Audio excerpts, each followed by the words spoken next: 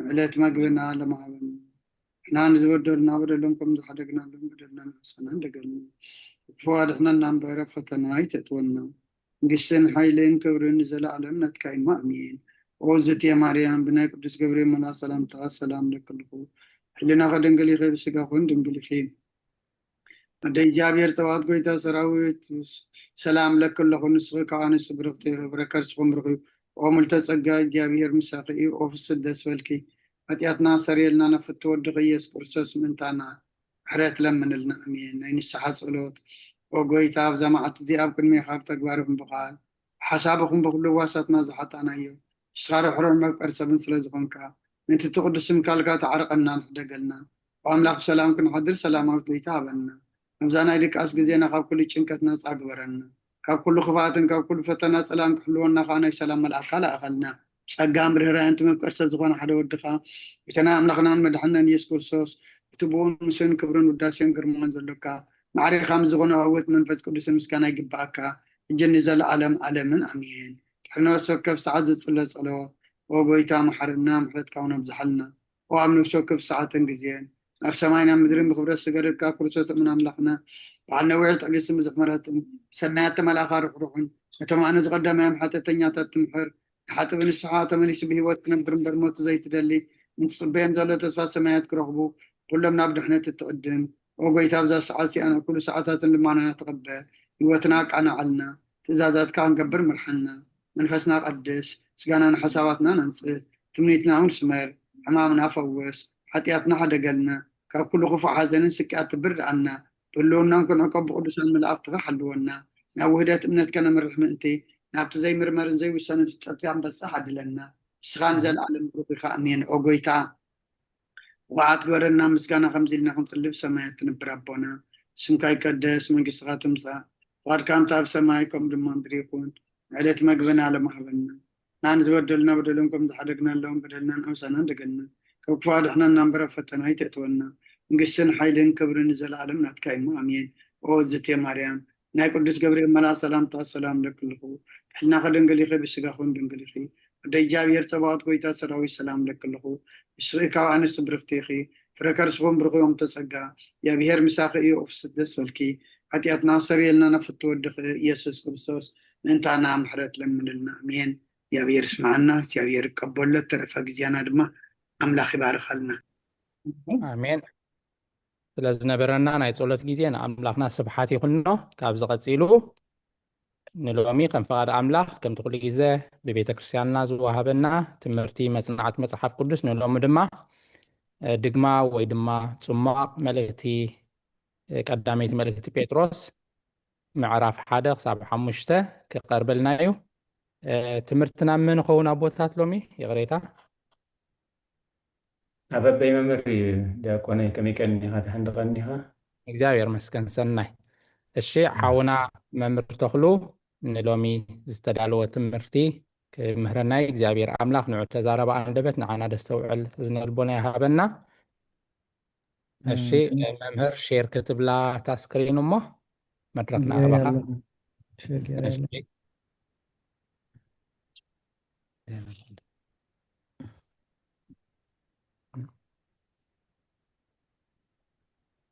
ترأيك الله؟ صنهاني يرأى ما تسيله داكونا يعني يقول له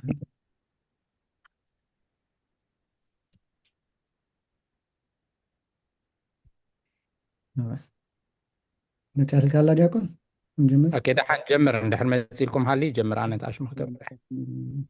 اسمع وول ومنفس قدوس أحد أملاك آمين أبوتاتي كهنات كاب حتاتي فتحني تخافلتنا يزقوا عيخا أب صلوتكم ذكروني لما أنتي ناي تنحمشت معرفات زتمهرنين ناتاتن صمائنا هني ويكا داق ماي كمزي ريفيجن عنقبل مالتي بتصمو زبالسي نتن حادة معرف انتاي كم درنا برا نخلنا مدمدم تعنقبر لنا مالتي تنتاني قدامي تملقت هواري قدوس بيتروس كاب معرف حادة خساب معرف حموشت ببحادة هنرئينينا ምዕራፍ ሓደ ህያው ተስፋ ኣብ ማእከል መከራ ሕጂ እታ ቀንዲ ጥቕሲ ወይ ከዓ መፍትሒ ጥቕሲ ዝበሃል ኪቨርስ ቀዳመይቲ ጴጥሮስ ምዕራፍ 1:3-4 ፍቕዲ ኮይና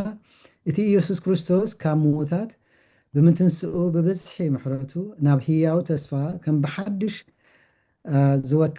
ዝወለደና ኣምላኽ ኣቦ ጎይታና ኢየሱስ ክርስቶስ ብሩኽ ይኹን። ናብቲ ኣብ ሰማይ ዝተሓለወልኩም ዘይበሊ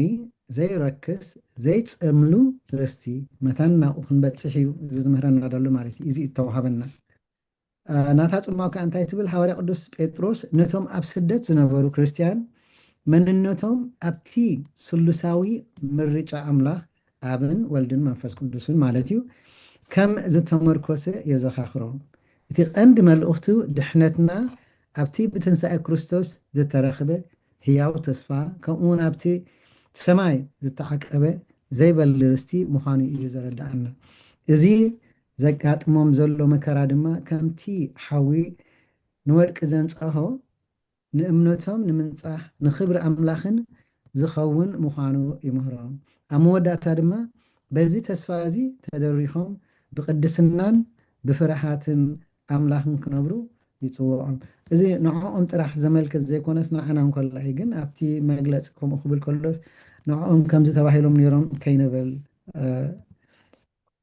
مننتنا أب كريستوس إتي أمنتنا بخريستوسي تدحنتنا بخريستوسي نحنا خا نوينا نأمن كالي إلن مالتي نحنا مرجعات سدتنياتات بأبو ثمرتنا بمنفس قدوس تقدسنا بدم ولد زنات إحنا إذا أبن ولد المنفس قدوس إنك حدا مخانون يرد أن الله مالتي إذا أفتح معرف حدا وخيناسي كفر حدا صعب كل تدل مالتي هي وتصفى كفر الثلاثة صعب حمش تصفنا أبتنسى كريستوس التمركز إيو رستنا أب سماء التعقبة إيو دحناتنا دما بحيل أملا التحلوة إيو ترجمي نيابوتات قدس أغسطينوس كم زيب لنا تسفانا هي وزخوانة اتنس بعلو تسفانا زخوانة خريستوس سلاز استنس إيو مويتو أي ترفن مهناتو نحناسي كابتم دنم قصم مخنان يرنا إزب لنا هاري قدس باورس نسو هي أنت زي كون تسفانا موت مخانا نيرو أبتا قدامي كورنتوس معرف 15 فقدي 19 دلا أبزاحي وزيات راي بخرستوس تسفا أنت زنبر الناسي كاب كله إن دنقص مخانا نيرنا بلنا بحكي تسفانا أبزي تدخون نيرو كل جزء تسعين عند حنا نيرناسي نزل على مهوي تيبلنا تنخون نيرو نحنا كابتم كلهم كالوت ندنقص مخانا نيرنا تسفانا قنا يكون نفتات متدلا لنا تسفى نقبر مالتي إزي متنح راحي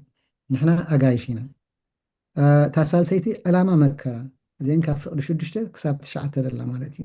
مكرا نأمنتنا كم وركي ينتصرو إتا زنتصحت أمنت دما نخبر أملاخ تخون ترقامي أبوتات قدس يوحنس أفورك لكع كمتي حاوين عطرو زيادة زنتنعو مكرا دما النفس أمون سب يبرتعون ينصحان امبر اطفان ايو معناته تمكر از وردنا دلوسي نعانا نصبقنا دا امبر املاخ نخفقنا يلو بو ايحلفناني متان كنت تصري متان كن عبي افتدل على درجه متان كن بتصحيلو خا بخمزي نحلف مالتي كبري دحنتنا كاب 10 كساب 10 تدلو مالتي اتي نحنا زرخبنايو دحنت نبيات كريو زتمنيو ملأختي كتمتو زهانك ولو مستير ايو نساتهم كم زتهانك يوم نحنا قل او بتاقى املاخ رخيبنيا مالتي تاوعيت ناب قدسنا كاب فقد 10 خساب 15 زالو بزي تسفازي أأمرنا عاتقنا بقدسنا بفرهات املاخن كبرن تتاوعنا اللونا مسرتنا دما اتي هياون زلعلماوين قال أملاخ يو تقال كاللوغوس تبلو بعلو قويتانان مدحينان إيسوس كريستوس يو مالتي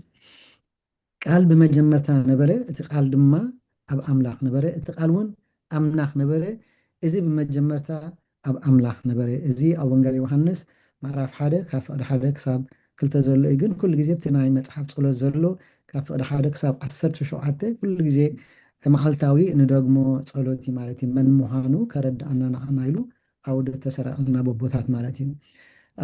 ምዕራፍ 1 ከም ዝትመስል ምዕራፍ 2 ከዓ ህያውን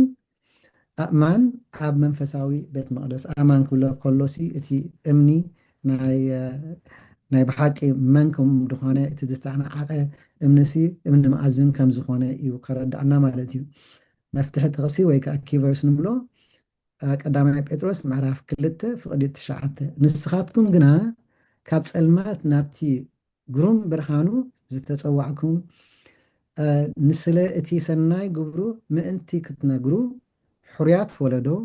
ንጉሳዊ ክህነት ቅዱስ ህዝቢ ጥሪት ኣምላኽ ዝኾንኩም ህዝቢ ኢኹም። እዚአን ክነስተውዕለለን ግባአና። ምክንያቱ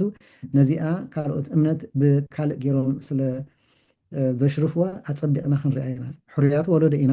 ንጉሳዊ ክህነት እዚ ክንሪኦ ኢና እንታይ ምዃኑ፣ ቅዱስ ህዝቢ ጥሪት ኣምላኽ ዝኾንኩም ህዝቢ ኢኹም። ምናልባት እዚኣ ትረኣየኩምን ኣይትረኣየኩምን ኣላ፣ ግን ሓፈሻዊ ክህነትን እቲ ኣገልጋሊ ክህነትን ዝብል ቁሩብ ትርጉሙ ክንሪኦ ኢና። እቲ ሓፈሻዊ ክህነት ዝበሃል ነቶም ምእመናን ከምዚ ከማይ ማለት እዩ ዝተዋሃበ እዩ። ንሕና እውን መስዋዕቲ ነቕርብ ኢና። መስዋዕቲ እንታይ ዓይነት ነቕርብ ግን ፍልይ ዝበለ እዩ ካብቲ ናይ ኣቦታትና ናይ ሓዋርያዊ ሰንሰለት ዘሎ መስዋዕቲ ዘቕርብዎ ማለት እዩ። ንኩሎም እቶም ብክርስትና ዝተጠመቑን ኣብ ክርስቶስ ዝኣመኑ ምእመናን ዝምልከት ናይ መላእ ማሕበር መንፈሳዊ መፀውዒ እዩ። እዚ እቲ ሓፈሻዊ ክህነት ዝበሃል ማለት እዩ፣ እቲ ንጉሳዊ ክህነት ማለት እዩ። መንፈሳዊ መስዋዕቲ እዚ ሓፈሻዊ ክህነት እዚ ናትና ማለት እዩ ናይቶም ምእመናን ነቲ ኩሉ ክርስቲያን ዘቕርቦ ዘሎ መንፈሳዊ መስዋዕቲ የመልክት። መስዋዕቲ ምስጋና ነቲ ካብ ፀልማት ናብ ብርሃን ዝፀዋዓና በጎነት ኣምላኽ ምግላፅ ከምቲ እቲ ጥቕሲ ዝበሎ ማለት እዩ። ተኻልአይቲ ከዓ ናይ ፅድቂ ግብሪ ብሂወት ዝነብር ቅዱስ መስዋዕቲ ኮይንካ ንኣምላኽ መቕረብ። ምክንያቱ ናይ መን ኢና ንሕና? ናይ ክርስቶስ ኢና። እንተ ደኣ ንብረት ኮይና ከዓኒ ብሓቂ ከምቲ ንሱ ዝደልየና ኮይና ክነብር ኣለና። ኣብ ሮሜ ምዕራፍ 12 ፍቕዲ 1 ከዓ ከም ዝብለና እምበኣርሲ ኣሕዋተየ ንስጋኹም ህያውያን ቅዱስ ኣምላኽ ንኣምላኽ ባህ ዘብልን መስዋዕቲ ጌርኩም ከተቕርቦ ብምሕረት ኣምላኽ እምዕደኩም ኣለኹ። እዚ ማለት እቲ ናይ ኣእምሮ መንፈሳዊ ኣገልግሎትኩም እዩ። ምሕረት ምግባርን ምዕጋብን በትደለካ ተመስገን ምባልን ከዓ ይብለና። ኣብ ዕብራውያን 13:16 እንታይ ይብለና? ኣምላኽ ነዚ ከምዚ ዘመሰለ መስዋዕቲ ይሰምሮ እዩ እሞ ሰናይ ምግባርን ቃልን ኣይትረስዑ በትደለካ በረኸት ነቶም ኣሕዋትካ ምቃል ማለት እዩ። እታ ካልአይቲ ክህነት ወይ ከዓ ኣገልጋሊ ካህን ክህነት ቅዱስ ስራዕ ዝብላ ሃዋርያዊ ተኽእሎ ኮይኑ እቲ ኣገልጋሊ ካህን ሓፈሻዊ ክህነት ዝተፈለየ ብክርስቶስ ዝተመስረተ ብቅብኣን ብምንፅናዕ ኢድን ብምንፃእ ኢድን መፅናን እዩ ዘሎ ሸራ ኣይኮነን ደሎ እዚ ወታ ቀዳመይቲ ጴጥሮስ ምዕራፍ 2 ቁጥሪ 9 ምስ በልካ ኣደው ኢላ ድሓን እዚኣ ካብኣ ፍልይ ዝበለት እንታይ ግን ድሓን ሸር ገብረ ኢኻ እዚኣ መቕለፂት ናተ ሕጂ ይረኣየኩም ደሎ እዋ ይረአ ኣሎ ፅቡቅ ነቲያ ናይ ቀዳመይቲ ዝነበረት እዚኣ ትመስል ማለት እዩ። ነቶም ነትሕዙ ወይ ስክሪንሻት ትገብሩ። ካልአይቲ እታ ናይ ካህናት ኣገልግሎት ዝያዳ ኣቦታትና ክገድፈሎም ግን ንምንታይ ከም ዝኾነት እዚኣ ብሓዋርያዊ ተልእኮ ዝመፀት እያ። ንበዓል ኣባ ቀሺ ዝተዋሃበት፣ ንዲያቆን ዝተዋሃበት፣ ነቶም ካልኦት ደቅና ዲያቆናት ዝተዋሃበት ፍልይ ዝበለት እያ። ምክንያቱ ነዚ ብኢዳ እምብሮ ዝተዋሃብዎ ፍልይ ዝበለ ስልጣን ኣለዎ። ሕጂ ንሕና ውሉድ ኩላትና ካህናት እንዲና ኢልና ከምዚ ካልኦት ዝብሎ ኩላትና ንጉሳት እንዲና ገለ ዝብል ትርጉሙ ኣብ ኦርቶዶክስ ፍልይ ዝበለ እዩ። ሓፈሻዊ ክህነት ኣሎ፣ ካልኣይ ከዓ ኣገልጋሊ ካህነት ከዓ ኣሎ። እዚ ክህነት እዚ ቅዱስ ስራዕ እዩ ዝብሎ ስልጣን ምስጢራት ክገብር ይኽእል እዩ። ምስጢራዊ ቤተክርስትያን ምምሕዳር ብፍላይ ከዓ ቅዱስ ቁርባን ከምዚ ዝኣመሰለ ክገብር ወይ ከዓ ከጠምቕ ይኽእል። ከምቶም ካልኦት ዝኾነ ሰብ ከጠምቕ ኣይክእልን ማለት እዩ። ነዚኣ ንምግላፅ ኢለ ነዚአን ኣፀቢቕና ምክንያቱ በዚ ብዙሓት ንደቅና ክዕሽቦም ስለ ዝኽእሉ ክንፈልጦ ይግባአና እዩ። ብሓቂ ክንፈልጦ ይግባአና እዩ። ነዚ ኢለ ከዓ ኣብዚኣ ቁርብተይ መግለፂ ገይረላ ማለት እዩ። ሕጂ ናብታ ናይ ኣንተወይ ክንምለስ ኢና ኣብዚኣ ዝነበርና ማለት እዩ። እዚኣ እታ ጥቕሲ እታ ንስኻትኩም ግና ካብ ፀልማት ናብቲ ግሩም ብርሃኑ ዝፀዋዓኩም ንስለ እቲ ሰናይ ግብሮ ምእንቲ ክትነግሩ ሕሩይ ወለዶ ንግሳዊ ክህነት ነዛ ክንገልፃ ፀኒሕና ማለት እዩ ቅዱስ ህዝቢ ጥሪት ኣምላኽ ዝኾንኩም ህዝቢ ኢኹም ይብለና ማለት እዩ ሕጂ መግለፂ ናታ ከዓኒ ሃዋርያ ቅዱስ ጴጥሮስ ንመንነት ቤተክርስትያን ብክልተ ሓያላት ምስልታት ይገልፆ ቀዳማይ ከም ህፃናት ንመንፈሳዊ ዕቤት ዝኸውን ቃል ኣምላኽ ክንሓርፍ ይግባአና ከምቲ ህፃን ፀባ ጥራሕ ዝዓቢ ንሕና ከዓ ብቃል ኣምላኽ በብቅርብተይ ክንዓቢ ይግባአና ማለት እዩ ተኻልኣይ ከዓ ክርስቶስ እቲ ህያው ርእሲ መኣዝን ኮይኑ ንሕና ድማ ኣብ ልዕሊ እንህነፅ ህያዋን ኣእማን ኢና ኩልና ድማ ንጉሳዊ ክህነት ቅዱስ ህዝብን ኢና እዚኣ ግን ክንፈልያ ይግባአና ማለት እዩ ክንሪኣ ፀናሕና ፀቢቕና እዚ ሓድሽ መንነት እዚ ኣብ ማሕበራዊ ሂወትና ከንፀባርቕ ኣለዎ ስለዚ ከም መጻእተኛታት መጠን ካብ ስጋዊ ትምኒት ክንርሕቕ ንሰብኣዊ ስርዓታት ድማ ምእንቲ ጎይታ ክንግዛእ ይምዕደልና ኣብ መወዳእታ ድማ ነቲ ብዘይ ምክንያት መከራ እተቐበለ ክርስቶስ ከም ኣብነት ወሲድና ብትዕግስቲ ክንፀንዕ ይፅዋዓና ምዕራፍ 2 ኢና ንቕፅል ዘለና ኣብ ምዕራፍ 2 ካብ ፍቕዲ 1 ክሳብ 3 እንታይ ይብለና መንፈሳዊ ዕብየት ከም ህፃናት ንመንፈሳዊ ፀባ ቃል ኣምላኽ በሃጉ ይብለና ምክንያቱ ንሳቶም ፀባ የድልዮም እዮም ንሕና ከዓ ቃል ኣምላኽ የድልየና እዩ ክንዓቢ ማለት እዩ ኣብ ካልኣይቲ ክርስቶስ እቲ ህያው እምኒ ንሕና ህያዋን ኣእማን ንሕና ኣብታ ክርስቶስ እተሃነፀት መንፈሳዊት ቤት መቅደስ መንፈሳውያን ኣእማን ኢና ኩላትና ኢና ከዚ ምክንያቱ ኩላትና ቦታ ኣለና እቶም ብክርስቶስ ዝኣምናን ጠመቕናን ማለት እዩ ሳልሰይቲ መንፈሳዊ መስዋእቲ ከም ካህናት መጠን መስዋእቲ ምስጋና ንዝተሰበረ ልብን ሰናይ ግብርን የቐርብ ትርጓሜ ናይ ኣቦታት ቅዱስ ጀሮም ከዓ ከምዚ ይብለና ኩሉ ክርስቲያን ካህን እዩ ከመይሲ ንነፍሱ ከም መሰዊኢ ገይሩ ንልቡ ድማ ከም መስዋእቲ ገይሩ ንኣምላኽ የቕርባ ሕጂ ንሕና በዛ ዓይነት እዚ ኩላትና ካህናት ኢና ብኸመይ ነፍሱ ንነፍስና ማለት እዩ ከም መስዋእቲ ገይርና ነቕርባ ንልቡ ድማ ከም መስዋእቲ ገይሩ ንኣምላኽ የቕርቦ ምክንያቱ ልብና ናይ ኣምላኽ እንተደኣ ኮይኑ ትንፅህና ምሳና ኣሎ ማለት እዩ ዋላ ሓንቲ ካልእ ክንከውን ኣይንኽእል ኢና ማለት እዩ ሓድሽ መንነትና እዚኣ ካ ተራብዒት እያ ካብ ፍቕዲ 9 ክሳብ 10 ንሕና ሕሩይ ወለዶ ንግሳዊ ክህነት ቅዱስ ህዝቢ ኢና እዚኣ ኣፀቢቕና ርኢናያ ኢና ሂወትና ኣብ ማእከል ኣሕዛብ ኣካይዳና ንክብሪ ኣምላኽ ዝኸውን ህያው ምስጢር ክኸውን ኣለዎ ኣብ ድኾነ ይኹን ከምዚ ፓርት ታይም ክርስቲያን ዝበሃል የለን ሰንበት ቅዱሳን ንኸውን ሶኒ ከዓ ካልእ ስራሕ ንሰኒ ከምኡ ዝበሃል የለን ኩሉ ግዜ ሓደ ዓይነት ክንከውን ይግባአና ማለት እዩ ንክብሪ ኣምላኽ ዝኸውን ህያው ምስጢር ክኸውን ኣለዎ ኣካይዳና እዚ ንሰብኣዊ ስርዓት ምግዛእ ምእንቲ ጎይታ ኢልና ንመንግስቲ ንግዛእ እዚ ብብዙሕ ነገር ክግለፅ ክእል እዩ ኣቦታትና ብዙሕ ግዜ ገሊፆም እዮም ኣብቲ ዝሓለፈ ምዕራፋት ንሕና ግን ኣብቲ ስራሕና እሙናት ክንከውን ኣለና እሱ ሓደ ካብቲ መንግስቲ ምግዛእ ማለት እዩ ጎይታ ኢልና ንመን ኢልና ኢና ፅቡቅ ስራሕ ንሰርሕ ንመን ኢልና ኢና ንክብሪ ኣምላኽ ኢልና እቲ ንገብሮ ኩሉ ግዜ ንኣምላኽ ንክብረቱ ክኸውን ኣለዎ እንተደኣ ንኣምላኽ ዘየኽብሮ ኮይኑ ንማንም ሰብ ከዓ ዋላ ተኽብሮ ዝጠቅም ኣይኮነን ማለት እዩ ኣብነት ክርስቶስ ኣብ መከራ እቲ ዝዓበየ ኣብነት ናይ መከራ ብፅድቂ ጎይታና ኢየሱስ ክርስቶስ እዩ ንሕና ኣብነትና ንሱ እዩ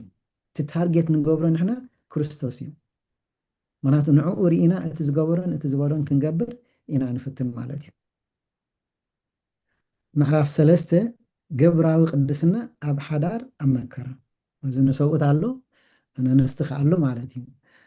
እታ ቀንዲ ጠቕሲ ወይ ከዓ መፍትሕ ጠቕሲ ትብል ቀዳማይ ጴጥሮስ ምዕራፍ 3 ፍቕዲ 15 ማለት እዩ የግዳስ ንክርስቶስ ጎይታ ኢልኩም ኣብ ልብኹም ቀድስዎ የግዳስ ንክርስቶስ ጎይታ ኢልኩም ኣብ ልብኹም ቀድስዎ ብዛዕባ እቲ ኣብ ውሽጥኹም ዘሎ ተስፋ ምክንያቱ ንዝሓተኩም ዘበለ ምላሽ ንምሃ ብወትሩ ድልዋት ኩኑ ግናኸ ብዓቕልን ብፍርሃትን ደኣ ይኹን ብጃህራ ኣይኹን ማለት እዩ እዛ ምዕራፍ እዚኣ እምነትና ብግብሪ ከመይ ከም እንትርጉሞ ተጉልሕ ንኣንስቲ ብንጹህ ኣካይደአን ንሰብኡተን ብዘይ ቃል ናይ ክርስቶስ ክስሕብኦም ትዕድም ብዘይ ቃል ናብ ክርስቶስ ክስሕብኦም ምክንያቱ ብተግባራትን ማለት እዩ ቃለ ናይ ሕውሳን ማለት ኣይኮነን ግን ብተግባራትን ንሰብኡት ድማ ንኣንስትኹም ልቦናን ብኣኽብሮትን ክሕዝወን ተዘኻኽር ንፁር ኮይኑ ይስማዓኒ ብሓፈሻ ድማ ኩሎም ምእመናት ንእከይ ብበረኸት ክምለሱ ይግባእ እቲ ዝዓበየ ነጥቢ ድማ ብሰንኪ ጽድቂ መከራ እንተ ተቐበልና ብሰንኪ ጽድቂ መከራ እንተ ተቐበልና ብፅዓት ምዃንናን ነቲ ኣብ ውሽጥና ዘሎ ተስፋ ድማ ብዓቕልን ብፍርሃትን ክንመስክር ድልዋት ክንከውን ከም ዘለናን እዩ ኣብ መወዳእታ ድማ ነቲ ምስጢር ናይ ምድሓናን ብምሳሌነት መርከብ ኖህን ጥምቀትን ገይሩ የረዳእና ትማይ ከንፀሓካ ይኽእል እዩ ከጥፋእካ ይኽእል እዩ ግን እታ መርከብ ብናይ መን ኣድሒና በቲ ማይ ኣድሒና ማለት እዩ እቶም ካልኦት ክጠፍኡ እታ ጥምቀት ከዓ ንኩላትና ፀጋ ጥምቀት ዝተዋህበና ብኡ በቲ ማይ ኢና ድሒና ማለት እዩ መምርሒ ኣንስቲ መምርሒ ወይ ከዓ ንንስቲ ዝተዋህበ መምርሒ ካብ ፍቕዲ 1 ክሳብ 6 ስልማት ግን እቲ ብውሽጢ ዘሎ ህዱእን ለዋህን መንፈስ ይኹን ኣደ ለዋህያ ኣደ ርህርህቲ እያ ኣደ ሓቋፊት እያ ነዚ ከተሪኦ ይግባእክን እዩ ዝብል ዘሎ ነተን ኣንስቲ መምርሒ ነሰበት ከዓ ንኣስትኹም ከም መዋርስቲ ፀጋ መጠን ከኽብርዋን ብደይ ብፃይካሲ ወይ ከዓ ንሳሲ ልክዕ ከምቲ ንስኻ ዝተፀዋዕኳዮ ብፀጋ ሂወት ንሳ ከዓ ከምኡ መዋርስቲ ፀጋናትካ ምዃናስ ክትፈልጥ ኣለካ በይንኻ ዝበሃል የለን ኣብ ክርስትና ኤኒወይ ግን ኣብ ሓዳር ክመፅእ ከሎ ከዓ ሓደ ምዃንኩም ስልጣንኩም ሓደ ምዃኑ በረኸትኩም ከዓ ሓደ ምዃኑስ ክትፈልጡ ኣለኩም ንኣንስትኹም ከም መዋርስቲ ፀጋ መጠን ከኽብርዋን ሓደ ዓይነት ክትሪእዎን ከም ደለኩም ከም ነብስኻ ፍቅራ እዩ ዝብል ነው ስለዚ ነዚ ከዓ ክትሪእዎ ኣለኩም ማለት እዩ ቅዱስ ዮሃንስ ኣፈወርቂ ከምዚ ይብለና ሓደ ሰብኣይ ንሰበይቱ ብዘይ ፍቅርን ብዘይ ኣኽብሮትን እንተሒዝዋ እቲ ምስ ኣምላኽ ዘለዎ ርክብ ይበላሾ ክህልወካ ከዓ ኣይክእልን እምበር ናይ ሰብኣይን ሰበይትን ክገልፅ ከሎ ከምዚ ድበለ ትራያንግል ኣሎ እዚ ኣምላኽ ኣብ ላዕሊ ኣሎ ሰብኣይ ብፀጋም ሰበይቲ ብየማን ወይ ከዓ ሰብኣይ ብየማን ሰበይቲ ብፀጋም ወይ ክልቲኦም ከም ዝኽኾኑ ከሎ ናብ ኣምላኽ ትርክቦም ምስ ዝቐርብ ናታቶም ርክብ ከዓ ዝያዳ ይቐርብ ማለት እዩ እንተ ደኣ ምስ ኣምላኽ ፍቅሪ ኣለካ ምስ ካልእ ሰብ ወይ ምስ በፃይትካ ፍቅሪ ክህልወካ ከዓኒ እቲ ዝቐለለ እዩ ማለት እዩ ትቐንዲ ግን ምስ ኣምላኽ ርክብና እንተ ደኣ ክጥዕ ኮይኑ ምስቲ መናብርትና ወይ ከዓ ምስቲ ደለናዮ ንቕመጦ ሰብ ድዩ ምስ ኣሕዋትና ከዓ ፍቅሪ ክህልወና ይግባኣና ማለት እዩ ዝያዳ ግን ኣብ ሰብኣይን ሰበይትን ዘሎ ከዓ ካብኡ ዝበለፀ ክብርን ምድርድዳእን ክህሉ ኣለዎ ይብለና ንእከይ ብሰናይ ምስዓል እዚኣ ካብ ፍቅሪ 8 ክሳብ 12 ዘላ ማለት እዩ መርቁ እምበር ኣይትርገሙ ፀርፊ ኣብ ክንዲ ፀርፊ ኣይትመልሱ እዚ ኩላትና ንፈልጦ ኢና ክንገብሮ ዝከብደና ነገር ግን ኩሉ ግዜ ብፀሎት ክንሓተሉ ዝግባኣና ወይ ከዓኒ ክእለት ክህበና ንኣምላኽ ክንሓተሉ ዝግባኣና ነገር እዩ ማለት እዩ መከራ ምእንቲ ፅድቂ ካብ 13 ክሳብ 17 ዘሎ ምእንቲ ፅድቂ መከራ እንተተቐበልና ብፅዓት ኢና ምስክርነትና ከዓኒ ብዛዕባ ተስፋን ምላሽ መሃብን ድልዋት ንኹን ምክንያቱ ነቲ ዝተገበረልና ሲ ናይ ብሓቂ ከነንፀባርቆን ወይ ከዓ ክነብረሉን ይግባኣና ክርስቲያንሲ ብተግባር ይዳ እምበር ብምዝራብ ጥራሕ ኣይኮነን ናይ ክርስቶስ ምውራድ ናብ ሲኦል ናይ ክርስቶስ ምውራድ ናብ ሲኦል እዚኣ ካብ 18 ክሳብ 20 ዘላ እዚ ንክስተት ብሎ ወይ ከዓ ፍፃሜ ቅዱስ ቀዳም የመልክት ምሳሌነት ጥምቀት ካብ 22 ደሎ ከምቲ ማይ ንመርከብኖ ዘድሓኖ ማይ ጥምቀት እውን ንዓና የድሕነና ቀዲምና ገሊፅና ነርና ኢና እዚኣ ምዕራፍ 4 ከዓ ምስ ክርስቶስ ኣብ መከርኡ ምስታፍ ምክንያቱ ክንጥመቕ ከለና ሲ ምስኡ ሜትና ምስኡ ከዓ ኢና ነትስ መፍትሒ ጥቕሲ ቀዳማይ ጴጥሮስ ምዕራፍ 4 ካብ ፍቕዲ 12 13 ፍቁራተይ ነቲ ንዓኻትኩም ንምፍታን ዝመፀኩም ዘሎ ናይ ሓዊ ፈተና ከም ጓና ነገር ኣይትተርጉምዎ ኣይትገረሙ ወይ ከዓ ከም ጓና ነገር ኣይትገረሙ የገዳስ ክትፈልጥዎ ኣለኩም ኣብቲ መከራ ክርስቶስ ተሳተፍቲ ስለዝኾንኩም ተሓጎሱ ፍቁራተይ ነቲ ንዓኻትኩም ንምፍታን ዝመፃኩም ዘሎ ናይ ሓዊ ፈተና ከም ጓና ነገር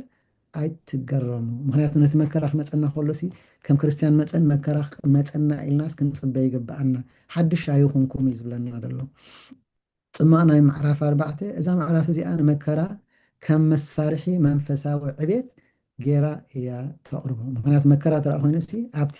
ፅቡቅ ናይ ኣምላኽ መንገዲ ኣለኻ ማለት እዩ ብምንታይ ግን በቲ ቁኑዕ መንገዲ ተረኣ ትኸይድ ኣለኻ ብካልእ መከራ እንተ መፂካ ወይ ከዓ ብሕማቅ ተግባራትካ ከምኡ ኣይኮነን እዚ ግን በቲ ቅንዕና ኣብቲ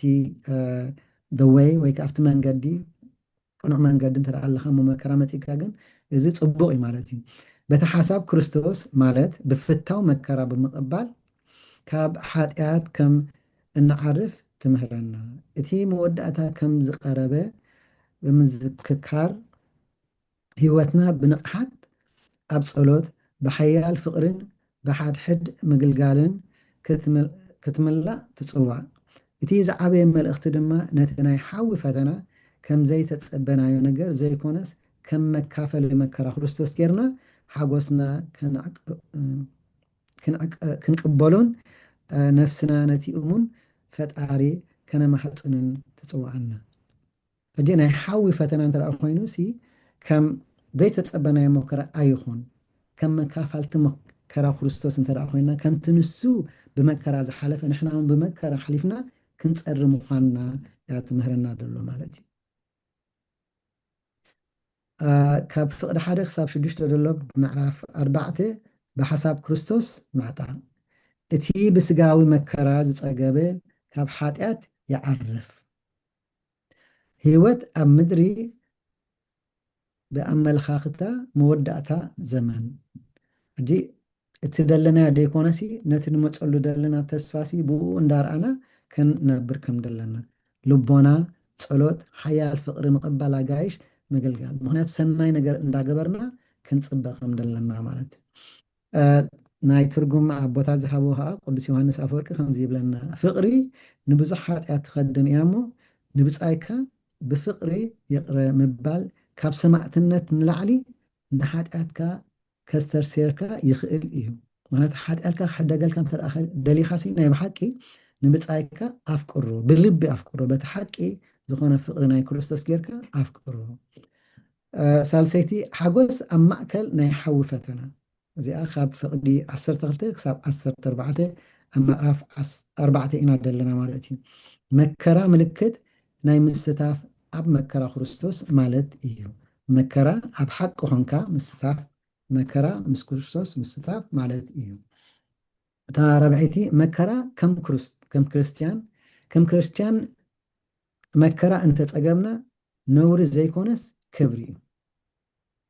ከም ክርስቲያን መከራ እንተፀገብናስ ከም ክርስቲያን ኮይና ናይ ብሓቂ ነውሪ ዘይኮነስ ክብሪ እዩ መምሕፃን ከዓ እዚኣ እታ ናይ 19 ደለያ ነፍስና እቲ እሙን ፈጣሪ ነማሕፅን ምክንያቱ ኩሉ እንትናና ንዕኡ ክንቦ ኣለና ተደይ ኮይኑ ግን ብደይብኡ ምንም ነገር ክንገብር ከም ደይንኽእል ያ ትምህረና ደላ ናይ መወዳእታ ምዕራፍ 5 ጓስነትን ትሕትናን መንፈሳዊ ውግእን ትምህረና እታ ቀንዲ ጠቕሲ ወይ ከዓ መፍትሒ ጠቕሲ ትበሃል ቀዳማይ ጴጥሮስ ምዕራፍ 5 ካብ 6 ክሳብ 7 ደላ ማለት እዩ ንሱ ይሓልየልኩም እዩ እሞ ንኩሉ ሓልየትኩም ኣብኡ ኣውድቕዎ ንሱ ይሓልየልኩም እሞ ንኩሉ ሓልየትኩም ኣብኡ ኣውድቕዎ ትድኸበደና ደበለስ ናብኡ እንተደኣ ወሲድናዮ ዋላ ሓንቲ ፀገም የብልና እቲ ንኽእሎ እውን ብሓይል ኣምላኽ ኢና ንኽእሎ ባዕልና ንገብሮ ነገራት የለን ስለዚ ንሱ ብግዚኡ ልዕል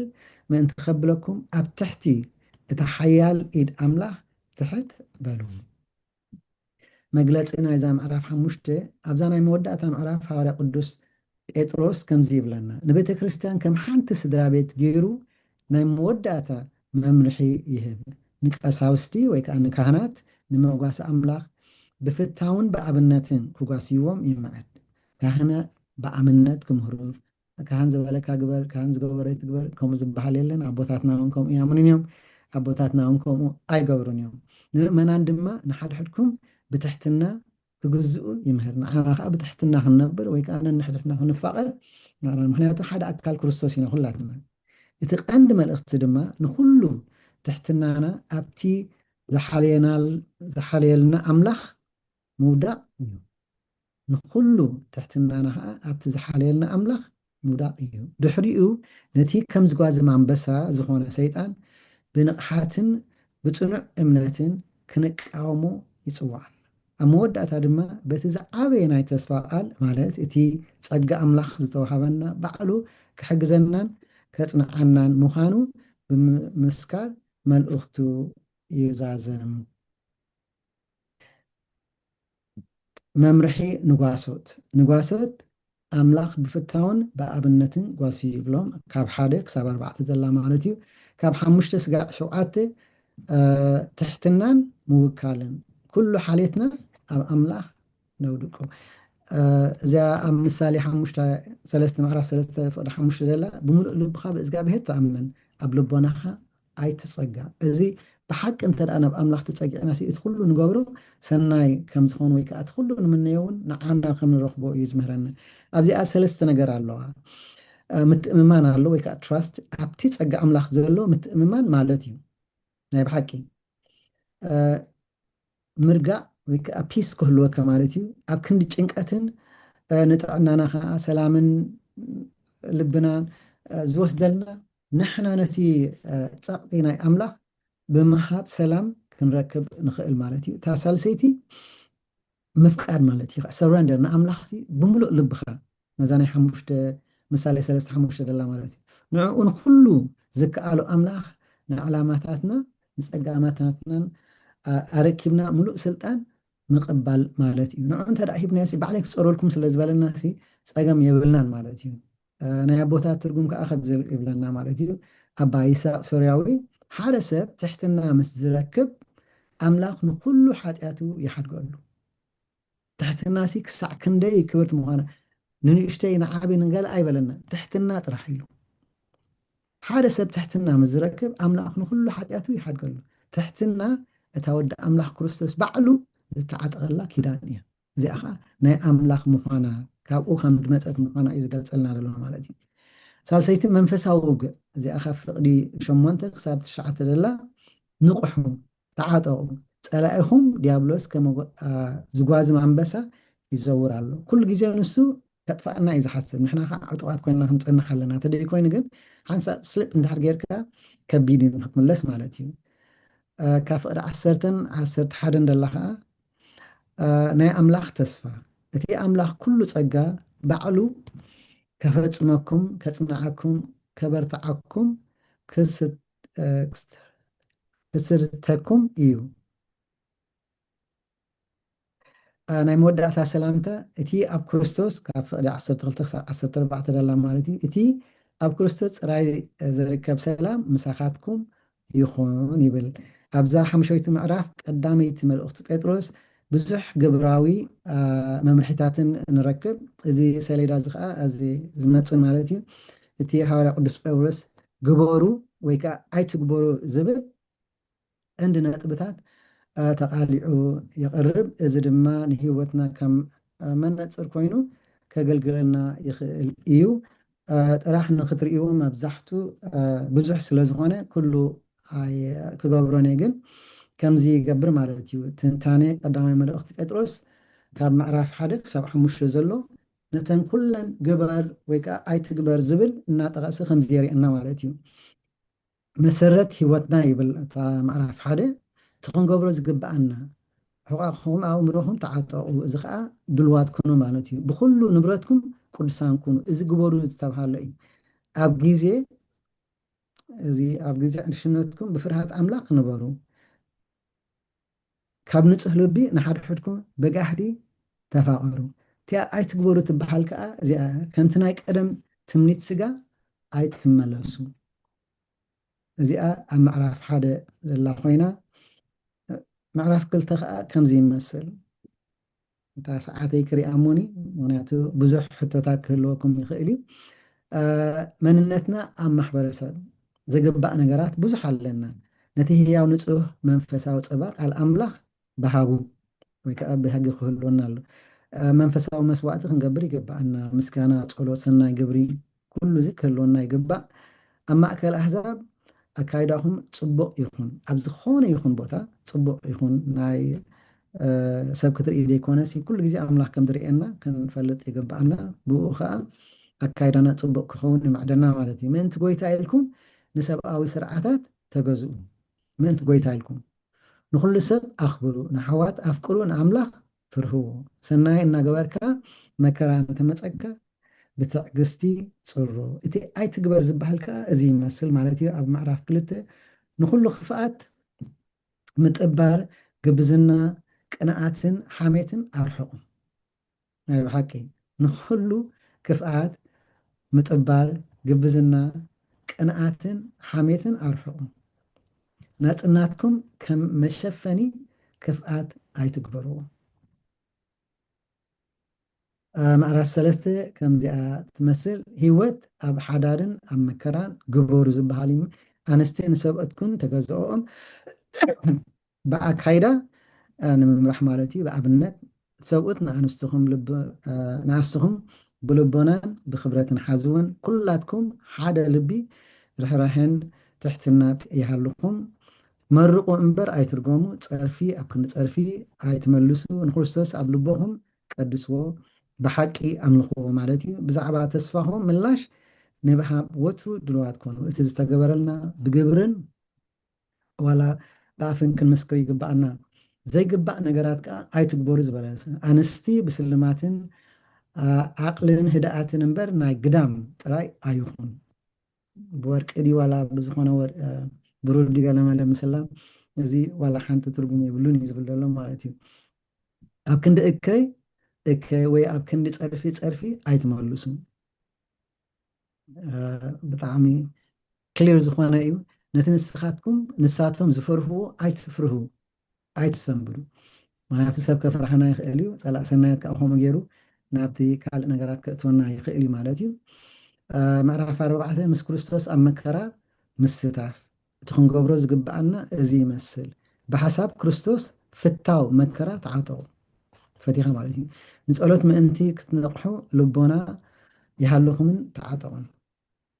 ቅድሚ ኩሉ ንሓድሕድኩም ብጋሕዲ ተፋቕሩ ብዘይ ምዕዝምዛም ኣጋይሽ ተቐበሉ ነፍሲ ወከፍኩም በቲ ውህበትኩምን ንካልኦት ኣገልግሉ እዚ ኣክብል ከሎ ንቤተክርስትያን ጥራሕ ደይኮነስ ንኩሉ ሰብ እዩ እቲ ፀጋ ኣምላኽ እቲ ናትና ደሓበና እንተ ዳድዩ ንጥቀመሉ ኮይና ይጠፍእ ምዃኑ እዩ ዝገልፀልና ዘሎ ነፍሲ ወከፍ በቲ ዝተዋሃበኩም ንካልኦት ኣገልግሉ ኣብ መከራ ክርስቶስ ተሳተፍሲ ስለ ዝኾንኩም ተሓጎሱ ነፍሳትኩም ነቲ እሙን ፈጣሪ ኣማሕፅኑ ኣይትግበሩ ከዓ ከምዚ ይመስል ዘይግበር ነገራት ድሕሪ ደጊም ንፍትወት ስጋ ኣይትንበሩ ነቲ ናይ ሓዊ ፈተና ከም ጓና ነገር ኣይትገረሙ ወይ ከዓ ክፍኣት ነገር ክመፀና ከሎሲ ከም ክርስቲያን መፀን ክንፅበዮ ይግባአና ከም ቀታሊ ሰራቂ ወይ ገባር እከይ ምዃንኩም መከራ ኣይትፅገቡ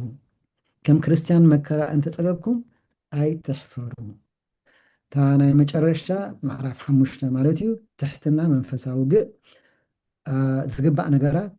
ጓሶት ንመጓሲ ኣምላኽ ብፍታውን ብኣብነትን ጓሲዎም እዚኦም ንካህና ዝምልከት ንጳጳስ ጳጳስ ዋላ ንዲያቆናት ንኩሎም ኣገልገልቲ ቤተክርስትያን ንዓና እውን ይግባአና እዩ ማለት እዩ ንሕድሕድና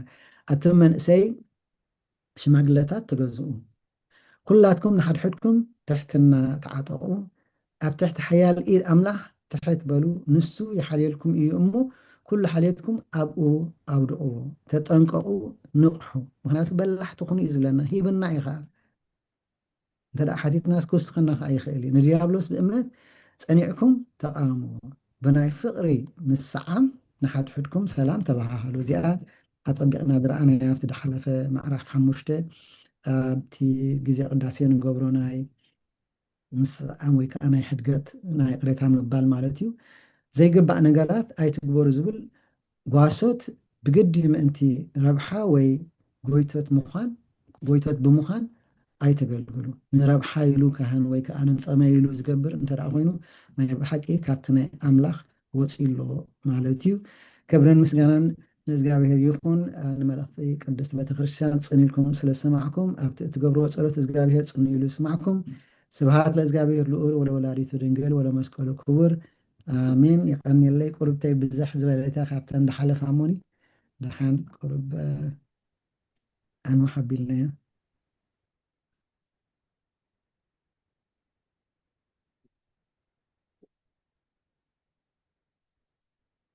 نزمهارنان زقسصنان لولا بحري እግዚአብሔር አምላኽና ክብርን ምስጋናን ይብጽሐዮ حونا ممرت تخلو دما እግዚአብሔር አምላኽ ጸጉ የብዝሐልካ ቃል ሕይወት ተስምዓልና ጥዑም ትምህርቲ ተማሂርና እሺ ካብዚ ብምቕጻል ቅድሚ ነዚ ቃል አምላኽ ዝተማሃርናዮ ምስትንታና ካብ ጉባኤ መዝሙር ክህልወና መዝሙር ዝዝምረልና ፈቃደኛ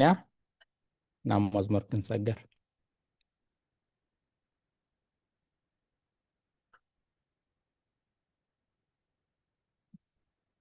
መዝሙር ዝተዳለና እንተሃሊና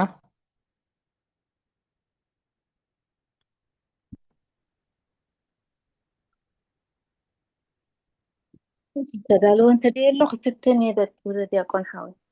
ሽማ ማረዘነት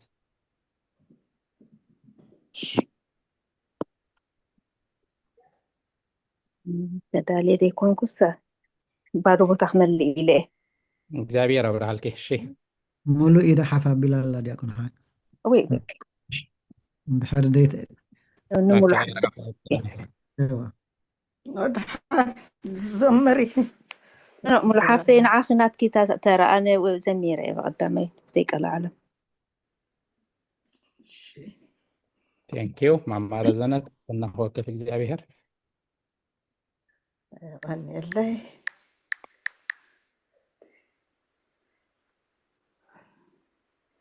كما يوعدكم كلكم እግዚአብሔር ይመስገን معنا ممرنا بحق مهيرنا بنحضر نبرو لك እግዚአብሔር يحقزنا አሜን كندي تفكرت بالمزمور فتني እግዚአብሔር يحقزني كندي تفكر كندي تحالي كبرنا آخا آمين قويتا خبري كندي تفكر كندي تحالي كبرنا آخا آمين قويتا خبري ناينا كستات نقوس أبين انتلخا زلالماوي سمايات فانكا وكيانوس مدرن كله قبريتكا أبكن دحاتيان هيوتكا محلافكا تدنك قويتا أملاخ فوريخا كندي تفكر كندي تحالي كبرنا آخا آمين قويتا خبري كندي تفكر كندي تحالي كبرنا آخا آمين قويتا فغري ردي كاني خاموسم كخصوعيه ناي حفرة فرحن قول بابي كليه دحر داكيم قويتاي عافي حتمن عالم توريت ناتي ايكونت أملخو الداسي آمين خيخون كندي تفكر كندي تحالي كندي تفكر كندي تحالي كبرنا آخا آمين قويتا فقري حقين برهان نخلو تبر بصرق تبجو بفقر تمارخ نسخيخا نسخيس نازراوي تسفاتم رسوعات حياواي صبراوي زود قتل سموتة تحوي كندي تفكر كندي تحالي كندي تفكر كندي تحالي كبرنا عاخا آمين قويتا خبري كندي تفكر كندي تحالي كبرنا عاخا آمين قويتا خبري أنا ليس لما اسمرك እግዚአብሔር ተባረክ ተመስገነ ይሁን ተኸበኒ አሜን አሜን ማሙሉ ዝማሬ መላእክት ይስማዓልና ጣዕምቲ መዝሙር ማማረዘነ ድማ ቴንኪው ቀዳምነት ስለዝሃብከ እሺ ክንደይ ተፍቅር ጎይታ ክንደይ ተሓሊ ክብሪ ንዓኻ አሜን ጎይታ ክብሪ ኢላ ተኣዝማች እቲ ትሕዝቶ ከዓ ሓፈሻዊ ከምዚ ክንሰምዖ ፀናሕና እንታይ ትሕዝቶ ይደለዎ ጎይታ ንጉስ ነገስታት ምዃኑ ፍጹም ዘይቅየር ዘለዓለማዊ ኣምላኽ ምዃኑ ንኩሉ ፍጥረታት ውቅያኖሳት ባሕርታት ኩሉ ነገር ተግባር ኢሉ ምዃኑ ንኩሉ ዝፈጠረ ንሱ ምዃኑ ተበጃዊና መድሓኒና ሂወቱ ዝኸፈለልና ምዃኑ ዘደንቕ ኣምላኽ ፍቕሪ ምዃኑ ኣምላኽና ከም ዝረድአና ከም ዘናገፈና ስለዚ ከዓ ኣፍና ከምዘይንኸድን ከነመስግኖ ምዃንና ንዘለዓለም ሓቀኛ ብርሃን ምዃኑ ተስፋ ርሱዓት ተስፋ እቶም ተስፋ ዝቆረፁ ተስፍኦም ምዃኑ ንዝወደቐ ዘልዕል ንዝሞተ ዘተንስእ ህያው ኣምላኽ ምዃኑ ኣዝዩ ሰፊሕ ትሕዝቶ ዘለዋ ጣዕምቲ መዝሙር እያ ዝማሬ መላእክት የስምዓልና ማማሙሉ እሺ ካብዚ ብምቕፃል በቓል ኣምላኽ መሰረት ነዛ መዝሙር ከነሰንትና መድረኽ ናብ ጉባኤ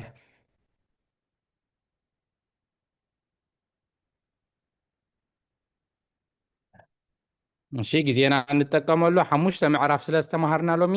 ብዙሕ ኣስተንትኖ ክህልወና ይኽእል እዩ ስለዚ እዛ ጊዜና እንጠቀመላ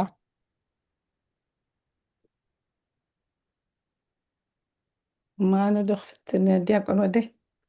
እሺ ማማ ህይወት እወኒ ቴንኪ ሙሉ ናይ ብሓቂታ ጎይታና ከመይ ኢሉ ከም ዘፍቅረና ከመይ ኢሉ ከም ዝሓልየልና ዘላታ ትሕዝታ ከምቲ ዝገለፅካዮ እዛ ናተይ ከዓ መዝሙር ዳዊት 103 ካብ 1 እስካብ 5 እታ ርእስታዊን እግዚአብሔር የፍቅረና እዩ እያ ትብል ነፍሰይ ንእግዚአብሔር ባረኺ ኣብ ውሽጠይ ዘሎ ኩሉ እውን ቅዱስ ስሙ ይባርኽ ነፍሰይ ንእግዚአብሔር ባረኺ ነቲ እተገበረልኪ ሰናይ ኩሉ ከዓ ኣይትረስዒ ንሱ ንኩሉ ኣበሳኺ ዝሓድገልኪ ንኩሉ ሕማምኪ ዝፍውስ ንሂወትኪ ከዓ ጥፍዓት ዝበጀወ ብሳህልን ምሕረትን ዝኸለልኪ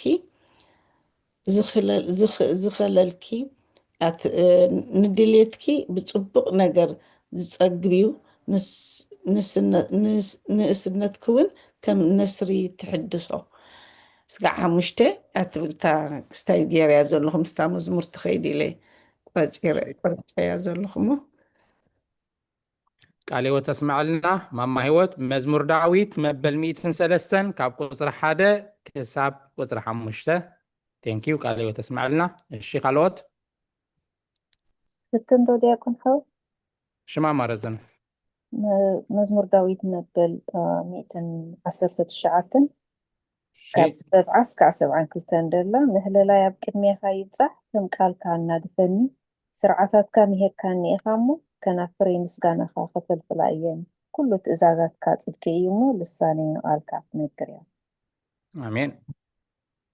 ቃል ህይወት ተስማዕልና ማማ ረዘነት መዝሙር ዳዊት መበል 119 ካብ 7 ክሳብ 72 እሺ ካልኦት ኣቦይ መርጌታ ኢድኩም ሓፋቢልኩም መስለኒ ቅድሚያ እንተለው ድሃን ቅድሚያ ኣቦም ሃብታ ምናልባት ዝቅድመ ይሓፍ ዘበል ወይ ዝፀሓፍ እንተልዮ ኣባኹም እያ ድሓን እግዚኣብሔር መስገን ኣብታ ክንደይ ተሓሊ ትብል ቃል የስተንትን ነራ ሃብተና ሙሉ እንዳዘመረት ታጥቕስና እውን ንሱ ይሓልየልኩም እሞ ብል ነራ ቁፅሪ 7 ማለት እዩ ምዕራፍ 5 ብዝናይሎኒ እቲ ሓልዮት ናይ እግዚኣብሔር ኣብ ሃብተና መዝሙር እንዳዘመረት ኮላስ ኣብ ካልኣይ ነገስት ምዕራፍ 3 ቁፅሪ 17 18 ኣስተንትነ እግዚኣብሔር ከምቲ ትመዝሙር ኩሉ ነገር ዝከኣሎ ማይ ክዘንን ማይ ክሃርም እንተኮይኑ ስደበና የድሊ ይነጎዳ ኣሎ ብከምዚ ኩል ግዜ ማይ ዝሃርም እቲ ሓልዮት እግዚኣብሔር ግን እንታይ ኣትብል እግዚኣብሔር ከም ዝብል ኣሎ ነፋስ ኣይትርእዩን ዝናሙን ኣይትርእዩን እዚ ረባ ደኣ ባዕሉ ማይ መልእ እሞ ንስኻትኩምን እንስሳኻትኩምን ከብትኹምን ክትሰቲ ኢኹም እዚ እውን ኣብ ቅድሚ እግዚኣብሔር ቀሊል እዩ ስለዚ ሓልዮት እግዚኣብሔር ክንገር ብዘይከኣል በቲ ተፈጥሮ ሕጋዊ ተፈጥሮ ክሰርሕ ይኽእል እግዚኣብሔር ልዑል እዩ ከዓ ደመና ከይትደመነ ንበርቂ ከይተሰምዐ እግዚኣብሔር ጎዳ ጉዲ ዝመልእ እቶም ናይ እምነት ሰባት ከዓ ተጠቒሞም ኣለሞ ሓልዮት እግዚኣብሔር ኣብ ኩላህና ይኹን ስለ ተፈቅደለይ ከዓ ብልቢ የመስግን እቐኒየለይ ኣሜን ቃል ሕይወት ተስማዕልና ኣቦና በመርጌታ ካልኣይ መጽሓፈ ነገሥት ምዕራፍ 3 ካብ 17 ክሳብ 18 እዮም ኣስተንቲኖሙልና ካልአይቲ ጥቕሲ እውን ኣብዛሎም ዝተማሃርናያ ብዛዕባ ሓልዮት እግዚኣብሔር ቀዳመይቲ መልእክቲ ጴጥሮስ ምዕራፍ 5 ቁጥሪ 7 እውን ጠቂሶሙልና ኣለዉ ቃል ሕይወት ተስማዕልና እሺ ካልኦት ጊዜና እንጠቀመሉ ፕሊስ ዲያቆን ሓዊ ኣውና ዲያቆን ሳሙኤል እሺ ኣብታ ክንደይ ተፍቅር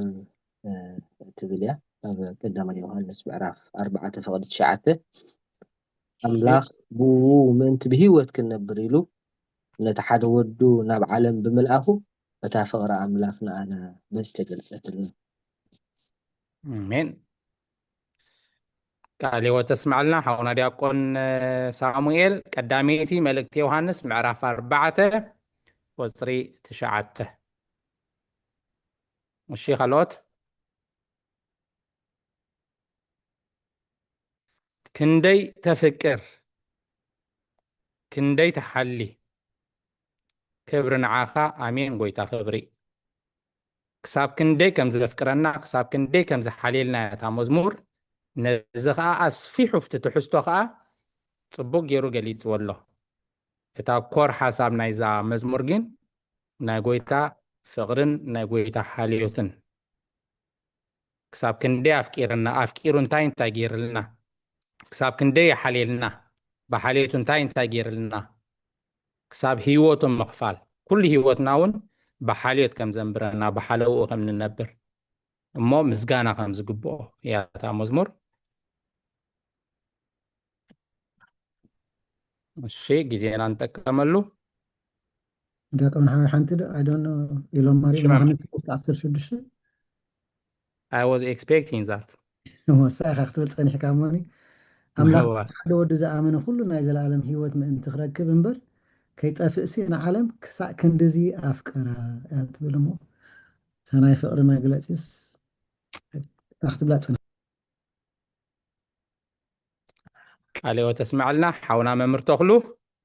ወሂንቲ ክህብ ኢለ ቁሩብ ትንክፍ ከብላ ፀኒሐ ኣብ ዝሓለፈ እውን ሓውና ዲያቆን ሳሙኤል ጠቂስዋ ነይሩ ዮሃንስ 3:16 ክሳብ ክንዲዚ ንዓለም ኣፍቀራ እያ ትብል ክሳብ ክንደይ ከም ደፍቀረና ኣብዛ መዝሙር ከዓ ቃል ባዕላ ክንደይ ተፍቅር እያ ትብል ዘላ ቃል ሕይወት ተስማዕልና ሓውና መምህር ተኽሉ እሺ ካልኦት ንሓደ ክልተ ዕድል ክህብ እየ ግዜ ዘለና ቁሩብ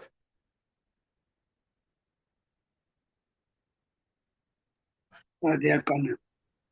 ሽቦና ኣረ ኣብታ ክንደይ ተሓሊ ትብልሲ ኣብርሃም ንይስሓቅ ወዱ ሕጅዎ መገዲ 3 መዓልቲ ምሶም ክልተ ባረቱ ኣድጊ ፅዒኑ ዕንጨቲ ኸይዱ ድሓር ግን ንኣታቶም ኣብቲ ትሕቲ ጎቦ ገዲፉ ንወዱ ሕጁ ናብቲ ዝባን ኩርባ ምስ ወፀ ይስሓቅ ነብኡ እንታይ ኢልዎ ኣብ ዘፍጥረት 22 ቁፅሪ 7-8 እቲ ሓንቲ ሕቶ ይስሓቅ እያ እቲ ሓንቲ ድማ መልሲ ናይ ኣቦና ኣብርሃም እያ ይስሓቅ ነብኡ ኣብርሃም ኣቦየ ኢሉ ተዛረቦ ንሱ ከዓ ንኽወደ ይበሎ ንሱ ድማ ሓወን ዕንጨይትን ስንሆ እቲ ንዝሓርር መስዋዕት ዝኾን በጊዕ ደኣ ኣበይ ኣሎ በለ ኣብርሃም ከዓ ወደየ እቲ ንዝሓርር መስዋዕት ዝኸውን በጊዕሲ ኣምላኽ ንርእሱ የሓልዮ እዩ በለ ክልቲኦም ድማ ብሓደ ከዱ እሞ እቲ ንመስዋዕት ዝኸውንሲ በጊዕሲ ኣምላኽ ንርእሱ ይሓሊ እዩ ንርእሱ ምሕላይ ጥራሕ ደይኮነሲ ባዕሉ እውን በጊዕ መስዋዕት ኮይኑ ኣብቲ መወዳእታ እዚ ከም ፅላሎት ኮይኑ እቲ ቀንዲ መወዳእታ ንድሕነትና እመንጎ ሰብን እግዚኣብሔርን ምድርን ሰማይን ዕርቂ ዝፈጠረ ባዕሉ መስዋዕት በጊዕ ኮይኑ እሞ ነዚያ ክብል ኢለ ተንኪዩ ኣሜን ኣቦና ቃል ሕይወት ተስማዕልና ኦሪት ዘፍጥረት ምዕራፍ 22 ቁጥሪ 7 ቁጥሪ 8 እሺ ዝተዳለና እንተሃሊና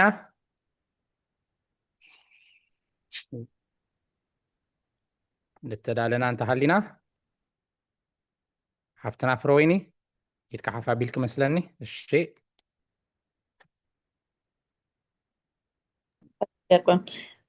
مزمور داويت معراف 138 እሺ كاف فقد سلسته እሺ بتاد تصوع خلا معالتي ملس كالي أتبعخني نفسي أبرتع خيا قويتاي كل نجستات مدري قالات أفكا سميعهم كمسكونها أيوم بزعوا مقدساتك إجزابير كزمرو أيوم إجزابير العل أيومو نتحتات يريهم نعبيات كابرحو إلى اليوم كود دعبه ولا؟ ክሳብ ክንደይ أخلن مثلني هو نصرت ملختي أدلتا أليوة تسمع لنا حفتنا فرويني مزمور داويت مبل 138 كاب قطر سلستا الشي دتدالكم تحليكم كي كل فوقكم دتدالنا تحلينا الشمبار كان فقد أملاح كابز بمقتصال كابز لوم استمهرنا أيوه دقما ويتصمق ريفيجن ناي قداميتي ملكتي بيتروس كان معرف حادك سا معرف حموشة إنا تماهيرنا أبزن حموشة معرف حموشة عربي لو مش هاد الشيء مالتي أبزن شدشته معالتات انتاي تماهيرنا انتاي حزنا انتاي سنتيننا انتاي تردينا مسقوباي حسابنا خنا كافل مدرخنا باهم جيزنا أنت كمول بليس ولا حنت تغسل علا بلنا أنا زياء السنتينة كنبل حتى تلنا خام مودة تغن حتى تعبوتا تام أكلنا لو ممهرانا خم الرسولنا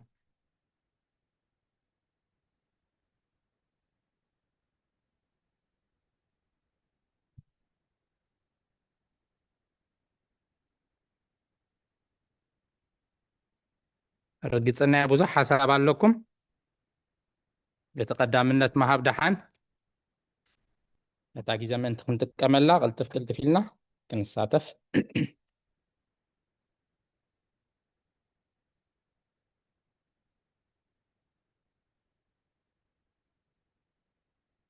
هراي كساب تحاسبو كساب تغسطوصو أنا حنتي كستنتن سقسقيلنا تاجيزي ولا دغون كتف اسلا زيدو لخي قريتا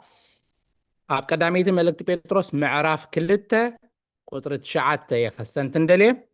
نسخاتكم كنا عبيت نايتي كاب صلمات نابت زقرن برهانو زتصوعكم انت تنقرو حوري ولدو ناي نقوس كهنات قدوس هزبي طريت أملاخ زخونكم هزبي إيخوم يعتبل نتا طريت أملاخ اتبلي كستنتن دلي እግዚአብሔር ይመስገን ንሕና ናይ ኣምላኽ ጥሪት ኢና ኩላትና ከም ንፈልጦ ሓደ ጓሳ ወይ ሓደ ዋና ናይ ጥሪት ንጥሪቱ እንታይ ዝገብር ንጎተሲኡ ኮብኪው የውፍረን ማይ ድሰትያሉ ልሙዕ ሰዓሪ ድበልዓሉ እናወሰደ ከዓ ናፍቲ እንዳበለ ይምግበን የስትየን ተኽላ ከይምንጥለን ኣራዊት ከይበልዐን ከዓ ይሕልወን ይከናኸነን ብፀድፊ ከይፀድፋ ውሑድ ከይወስደን ብዙሕ ምንክብኻብ ገይሩ ከዓ ብዝተኻእሎ መጠን ብሰላም ወፊረን ፀጊበን ብሰላም ናብ ገዘን ከኣትዋ ከዓ ይገብር ማለት እዩ እዚ እቲ ዋና ወይ እቲ ጓሳ ነተን ጥሪቱ ዝገብረለን ምክንኻን እዩ ስለዚ ሰብ እኳ ከምዚ ገይሩ ንጥሪቱ ነተን እንስሳ ከምዚ ገይሩ ድከናኸነን ብሰላም ወፊረን ብሰላም ክምለሳ ዝገብር أنا خانت كحسب ثاني حوا طريت أملاخ مخانسي كمي دبلت تعدلت يو طريت أملاخ تخونكا أملاخ يزقواسيكا أملاخ أوفيرو أبلو معشاخاو عيلو أبتعرف له ما يستيو بالسلام كا يحلوكا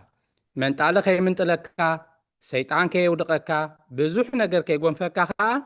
حليو تنكباخيبو بالسلام أوفيرو بالسلام يملسكا እግዚአብሔር ይመስገን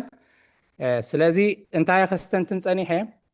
قبونا مثلنا خوني نزنقعينا وفيرنا بسلام بتسحنا سرحنا دي تمرتنا دي عبدونا مبتسح بتسحنا بسلام كن من لسكلنا كم زمعلتا وزدقاقم روتين سلازوغنا قبونا كويني يسمعنا ينزنقعينا ازقين اكزابير سلازي حلونا تراينا بسلام وفيرنا بسلام نملس مخنياتو سيطان كل جيزي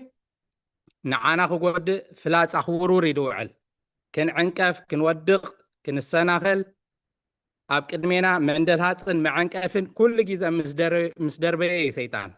بتصدفق نتصدف بحدقا مكينا خنطفق خنقاجو أبو حج كنطفق بتصدفق نتصدف سيطان زي قبري بولن مولو معالت مولو ليتن نعانا خفتن نعانا خدفق كتصدف كوينات كورور يدوعل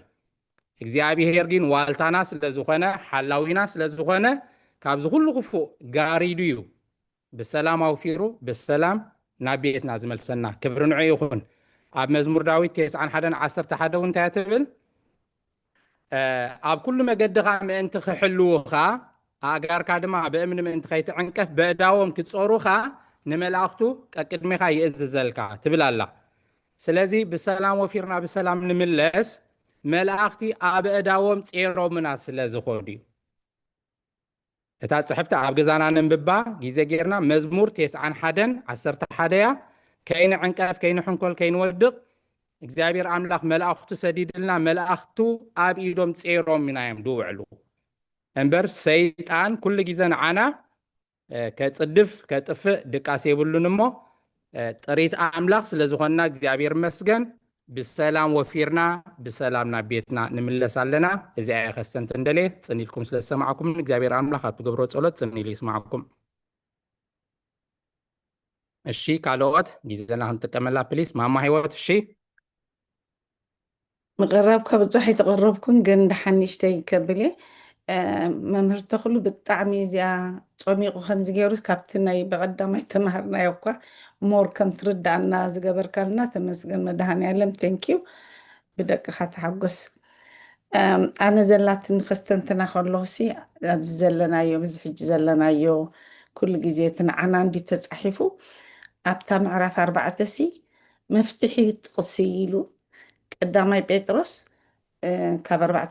كاب معرف 4:12-30 فقراتي تيا من مرتخل زبلنا مالتي فقراتي نتي نعخاتكم نمفتح مزيقكم زلهم نايحوي فتناكم قوانا نقر زيكون زي اي تقرمو يقدس اتي ابتي مكرا خرستوس تساتفتي سلازخونكم تحقصوا زيا بتعم خستنتنا خلو خاب زلنا يحج علمسي اما كرا زلنا بزح مكرا يزلنا بحلفي نحنا إرتراويان سدت بثني عدنا خون ولا جلسي أبحما كل جزيسي برتع خستايزر لنا مو ذات قصصي نعنا تملكت تمسجن مدهني علم كل جزي تشينكيتي تشينك مصومه مدايا يبهبك ازخ عنا كل جزي اب جبر تي خمت نسو زتسقلو مكرا زرخوبنسي نتمكرا مصيو انا حج خمزي احج مهارات صنحكو بصلاتن بصلاتن بتعجستن غيرناس كنقبلو خمزلنا نتمكرا تمهرنا خم حو خوينو مصاكم يخمتن ግን ከም ዝፍትሐልና ጌራ ትገልጸልና ላሞ እዚኣ ብደሚ ጌራ ክስታይ ጌራ ኣብቲ ላይክ ስታይ እውን ከብል ከሎ ትታሕቲ እውን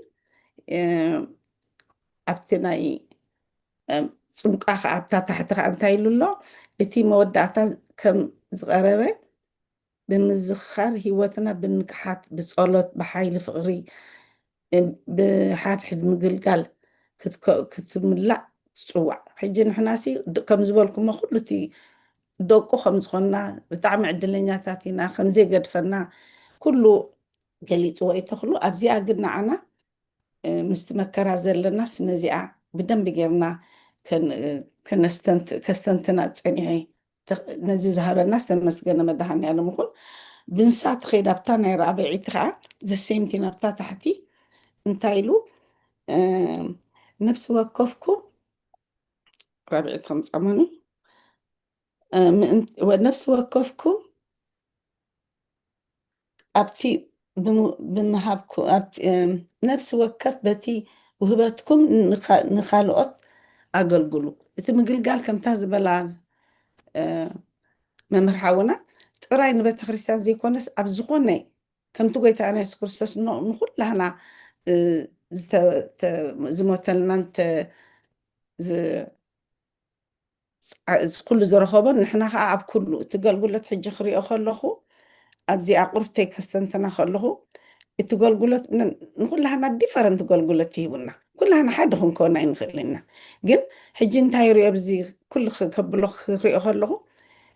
اتحادث بتناتو كإلت كالو نحر كوين السوق تايلو نحنا جن زرابات النبل تقوين زي سرع عنا دا سرح وقلس كنبل يبلنا ملازا حجين مهارات زلنا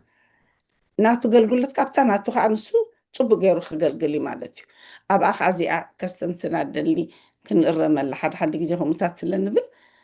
نعيني هو تحجت مهرنتي أنا ندحر ناكشينا زخيل كوينة اتحادث بندحر ناكشينا زيك الكوين أبتنا تخمز قلقلسي تردي أس نتنفسيس كجأبكنو يبلين ويحمق كزاري يبلين إلا خوينات سمعت غرفتي حواوي سياخوني جن مالو لي أبوتات ويتغلو thank you عليو تسمع لنا ماما يود سلتنا كل جزء تساتفوخي እግዚአብሔር ጾቅ ይብዛሐልኪ እሺ ካልኦት ፕሊስ ጊዜና እንጠቀመሉ ንቦታት ቅድመ ምስጋርና يا نفع فبل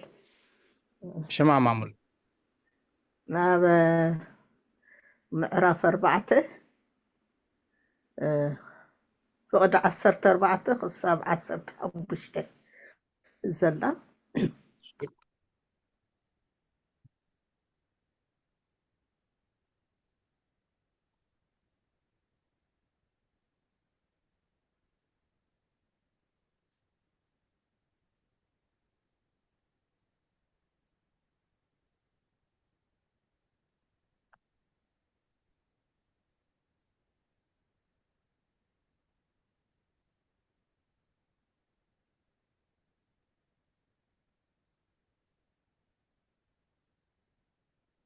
ሽማ ማሙሉ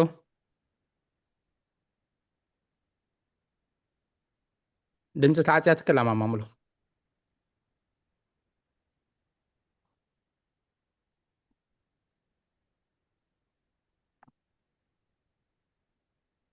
وي ميت كوين الدخدي ايوه يغريك ميت كان تصنك أن ببعضو እንደገና እሺ انت السم كريستوس انت تصرفوكم اتنا كبرنا أملاخن منفس أباخاتكم يحضر يمو بصوانيهم حدا خباخاتكم كم قتالي ويس كم سراقي ويس كم جبار كي وي أب نجار كالوت كم زبر كوين مكر أيزجب كم كريستيان مكر أنت تجبكن سلزي سم زي أملاخ يمسك نمبر أي حفر يزبل ስለዚህ ንኣምላኽ ሲ ብኣምላኽ ዝመፀ ብእምነትካ በገልግሎትካ ዝመፀ ተተፀፍካ ወይ ዝኾነ ተፀልኡኻ ሲ ብኣምላኽ ኣይተፀላእኻ ንኣምላኽ ኢልካ ኢኻ ትፅላእ ዘለኹ እሞ እዚስ ከም ፅድቂ ኮይኑ እዩ በቃ ቡፃን ኢኹም ይብል ኣሎ ከም ፅድቂ ኮይኑ እዩ ዝቁፀረልካ ግን أفتم قتلتي أفتم حما زقبر كلهم تتحاوسكم قل كاو كنتم كقلنا أفت حما قبري كن حواس يبلنان كم كريستيان قل مكارات تتسقب أسي نتصدق إيو زخوننا مالتيو زي أستنتينا مالتيو آمين قالوا تسمع لنا ماماملو تانكيو قداميت ملك بطرس معرف 4 كاب 14 كساب 16 استنتينات لنا الشي خالوت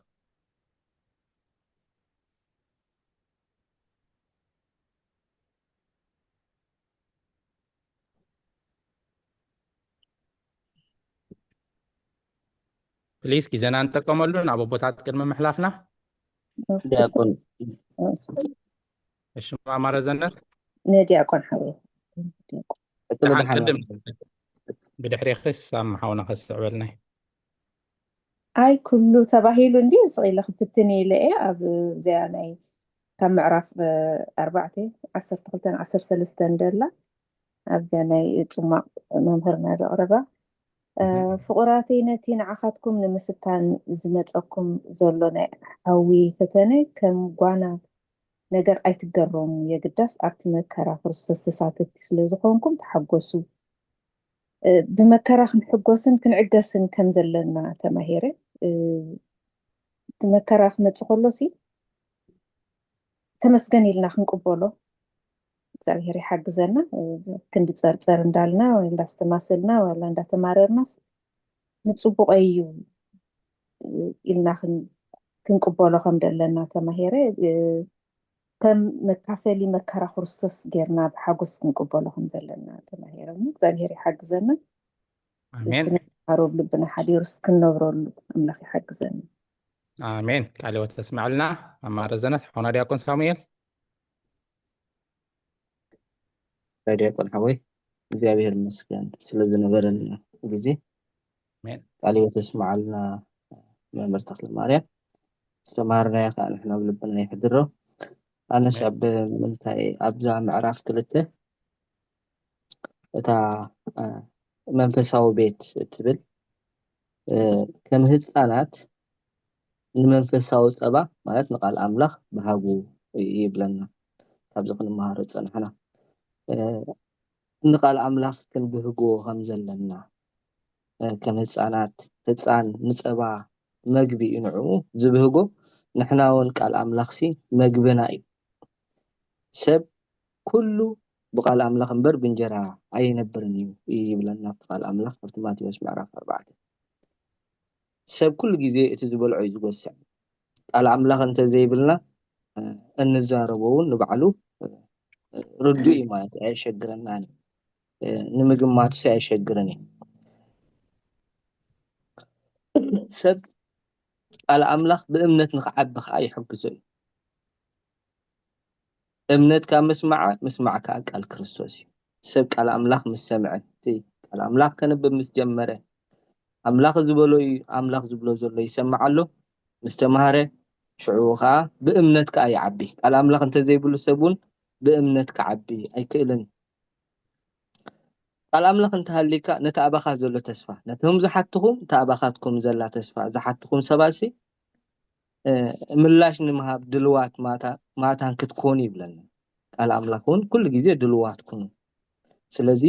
ቃል አምላኽ እንተሃሊና እውን ነቲ ኣባና ዘላ ተስፋ ንሰባት ካብቲ ዘለዎ ፀልማት ንምውፃእ እውን ሓግዝ ማለት እዩ ስለዚ ማዕረ ክንደይና ንሕና ንቃል አምላኽሲ ግዜ ንህቦ ኣብ ገዛና ኮይንና ምስ ሓዳርና ይኹን ወይ መዓልታዊ ንሕና ንቃል አምላኽ ተገዲስና ከነንብቦን ወይ ከነፅንዖን ወይ ተገዲስና ክነመሃር ግዜ ንህብ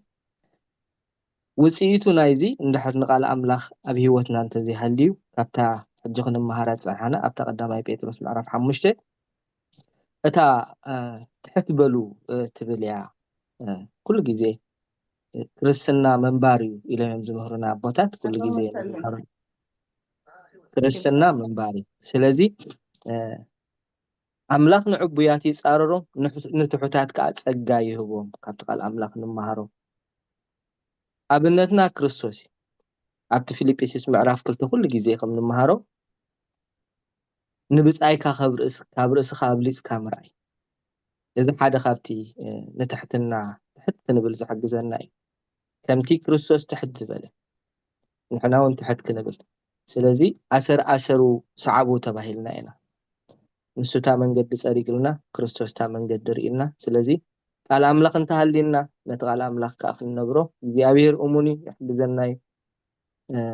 ብትሕትና ንክንነብር ስለዚ አምላኽ ይደግፈና ንኩልና እሞ ስለዝተዋህበና ዕድል ይመስገን አሜን ሓውና ዲያቆን ሳሙኤል ቃልዎ ተስማዕልና እሺ ካብዚ ብምቕፃል ናይ መወዳእታ መምህር ሳራ ከተስተንትነልና ብድሕሪኡ ኣቦና ኣቦይ መርጌታ ከስተንትኑልና እዮም ኣስዒቦም ኣቦና ኣቤ መልኣከ ሰላም ማዕዳን ምክርን ገይሮም ብፀሎት ክዓፅውልና እዮም መምህር ሳራ ናባኺ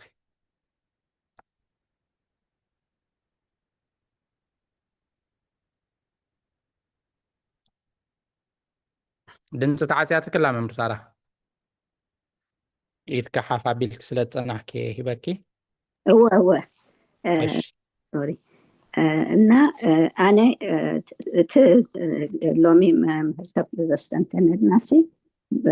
ቀዳማይ ንጎይታና ኢየሱስ ክርስቶስ ነምልክ ምዃን ንኣምንን ነምልክን ካልኣይ ደሞ ከመይ ጌርና ከም ጎይታና ኢየሱስ ክርስቶስ ከም ንጓዓዝ ክርስቲያን ብውልቅናን ብሃባር ናይ ቤተ ክርስቲያንን ከመይ እምነት ከመይ ከም ንነብሮ ብዙሕ ፅቡቅ ገይሩ ኣስተንቲሉና እዩ ሕጂ ኣብ ምዕራፍ 4 ታቀዳመይቲ ሓደን ክልተን ዘላ ደጊም ክርስቶስ ምንታና ሓሰረ መከራ ካብ ፀገበስ ብስግኡ መከራ ዝፀግብ ንሱ ንሓጢአት አንሳብ አቢለያ በጌጋተን አቢለያ ተንኪፈ ብስጋ መከራ ዝፀግብ ንሱ ንሓጢአት ሃዲግዎ እሞ እቲ ብስጋ ዝተረፈ ዘመን ንፍቃድ አምላኽ እምበር ንፍትወት ሰብ ምእንቲ ከይትነብሩ ንስኻትኩም እውን ነዚ ሓሳብ እዚ ከማዕፅዋር ጌርኩም ሓዝዎ ነዚኣስ ፅቡቅ ገይሮም ከስተንትኑልና ደልየ ነይረ ቦታት ሓሳብ ተረዲኣትንላ መስለኒ ግን ብጣዕሚ ተድልየና ብእምነት ክንጓዓዝ ከለና ብዙሕ ግዜ እሱ እዩ ፀገም ዝኾነና ከም ኣምላኽ መገዲ ንህዝ ኣብ ሞጎደ ድማ ከም መጠን ሰብ ምዃንናስ ድማ ንድሕሪት ንቅድሚት ንብለሉ ኩነታት ስለ ዘሎሲ ነዚ ፀቢቖም ከረድኡና ደልየኒ እሺ መምህር ሳራ ቃልዎ ተስማዕልና ኣቦታት ሰሚዖም ኣለዉ ቀዳመይቲ መልእክቲ ጴጥሮስ ምዕራፍ 4 ቁፅሪ 1 ቁፅሪ 2 እያ እሺ ካብዚ በመቕፃል ታ ግዜ ትኸይድ ስለ ዘላ ይቕሬታ ንኣቦታትና ክሓልፈኩም እየ ኣቦና ብለይ መርጌታ መድረኽ ናባኹም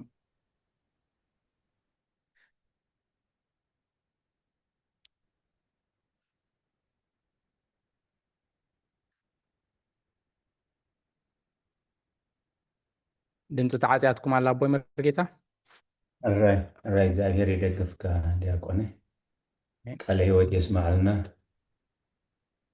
ንኩልኩም ዝዘመርኩም ዘስተንተንኩም ከምኡውን ክሳብ ሰዓት ዝብዳሕነ ሰላም ዓቂቡ በዚ ቅዱስ ኣገልግሎት ንምርኻብ ዘብቅዓና ልዑለ ባህሪ ፈጣሪና ኣምላከ ቅዱሳን ናይ ባህሪ ምስጋና ብፀሓዮ ኣዴና መምህር ሳራ ዘመን ኣገልግሎት ክንይባርኽ እግዚአብሔር ታሕታ ሓሳብ ተረድእያ እንተልየ ከንብባ እሞ ደጊም ክርስቶስ ምእንታና ሓሳረ መከራ ካብ ፀገበስ ብስግኡ መከራ ዝፀግብ ንሱ ንሓጢአት ሃዲግዎ እሞ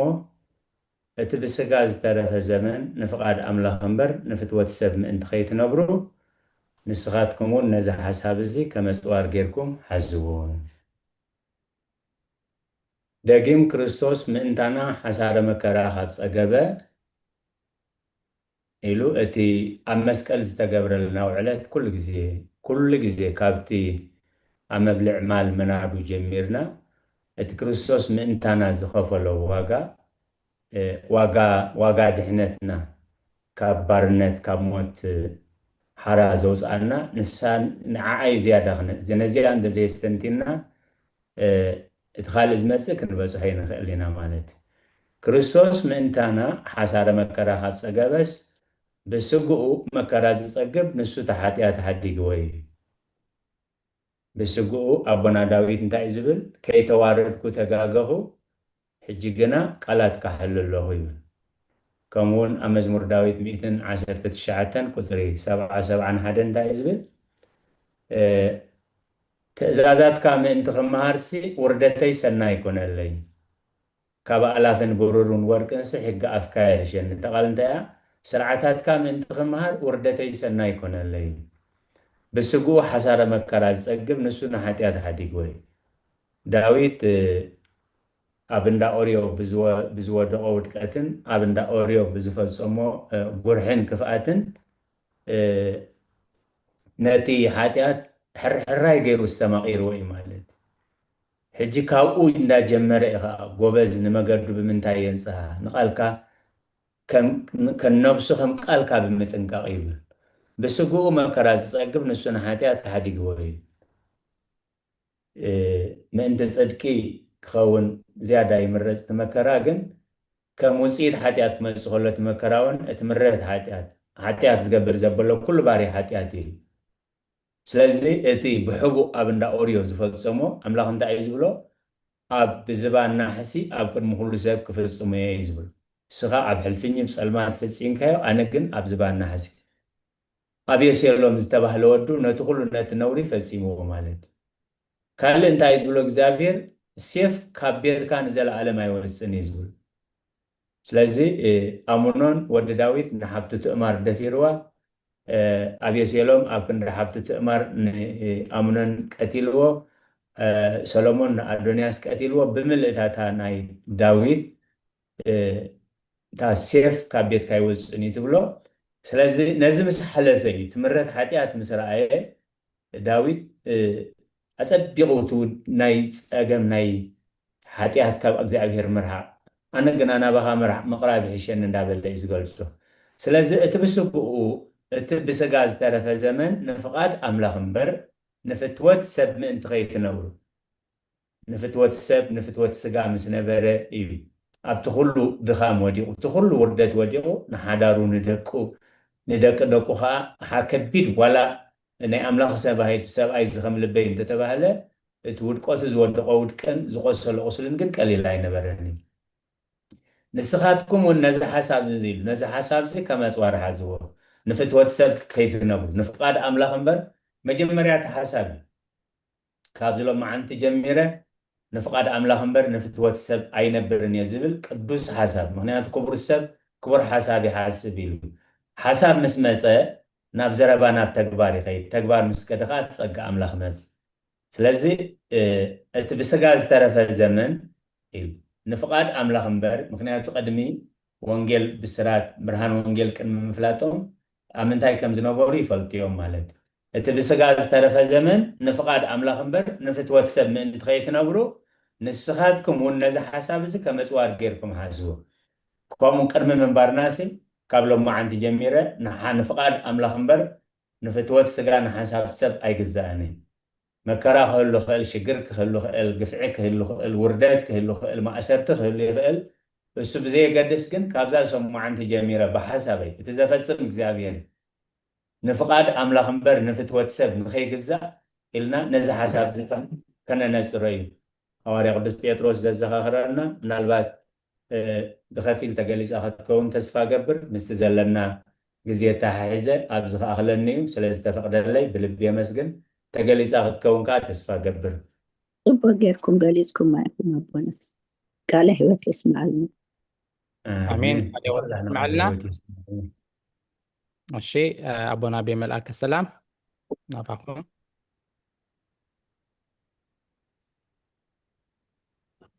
مرة يكون قال هيوت يسمع لنا خمونا أبونا قال هيوت يسمع لنا حونا ممرون كما وترو نتقدم حجي نربعة نحمش عرب زأكل تراليخا زغرب كايو لمون نحمشتيو نبل شالشاي عربي صماق جيركا سلا زغرب كالنا أملاك مملشو مقلاصو يبزحلكا حساب لبخاد ما يسمرلكا مزمور دزمركي حفتنا عملو زماري ملاختي يسمع لنا نتا مزمور بتقسي كموين كابزي حمش سمع رافات كن محرو زغنا ناون زسنتنا يو تردانا فتكافلو كموين زي تردانا تحطن كلنا زغون كساتفو زمسكم كلكم زمن أقلقلتكم يبارخ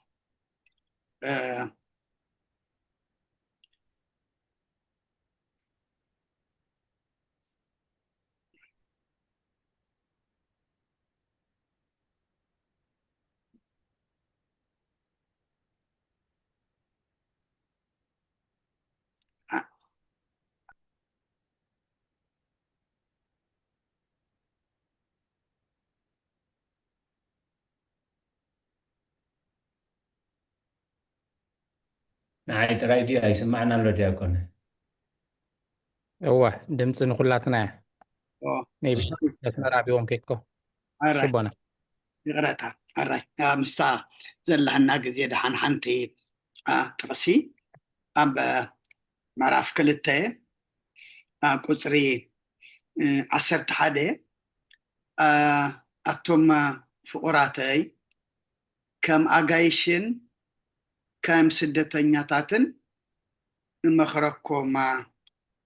ኣለኹ ካብቲ ምስ ነፍሲ ዝዋጋእ ስጋዊ ትምኒት እርሕቁ ኢሉ ንሕና ደቂ ሰባት ከምቲ ኩሉ ግዜ ዝበሃለና ኣብዚ ኣብ ምድሪ ኣጋይሽን ስደተኛታትን መጻእተኛታትን ኢና ኣቶም ፍቁራተይ ከም ኣጋይሽን ከም ስደተኛታትን እመኽረኮም ኣለኹ ካብቲ ምስ ነፍሲ ዝዋጋእ ስጋዊ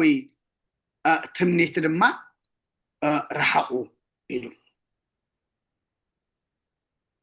ኩሉ ንድሌት ስጋ ንስምዒት ስጋ ንትምኒት ስጋ ንፍቃድ ስጋ እንተ ደኣ ክንቋፃፀር ክኢልና ነፍሲ እንታይ ኮይናላ ማለት እዩ ነፍሲ ተዓዊታላ ማለት እዩ ነቲ ምስ ነፍሲ ዝዋጋእ ስጋ ትደልዮ ኩሉ እንተ ደኣ ኣርሒቕናዮ ወይ ድማ ክንቋፃፀሮ ክኢልና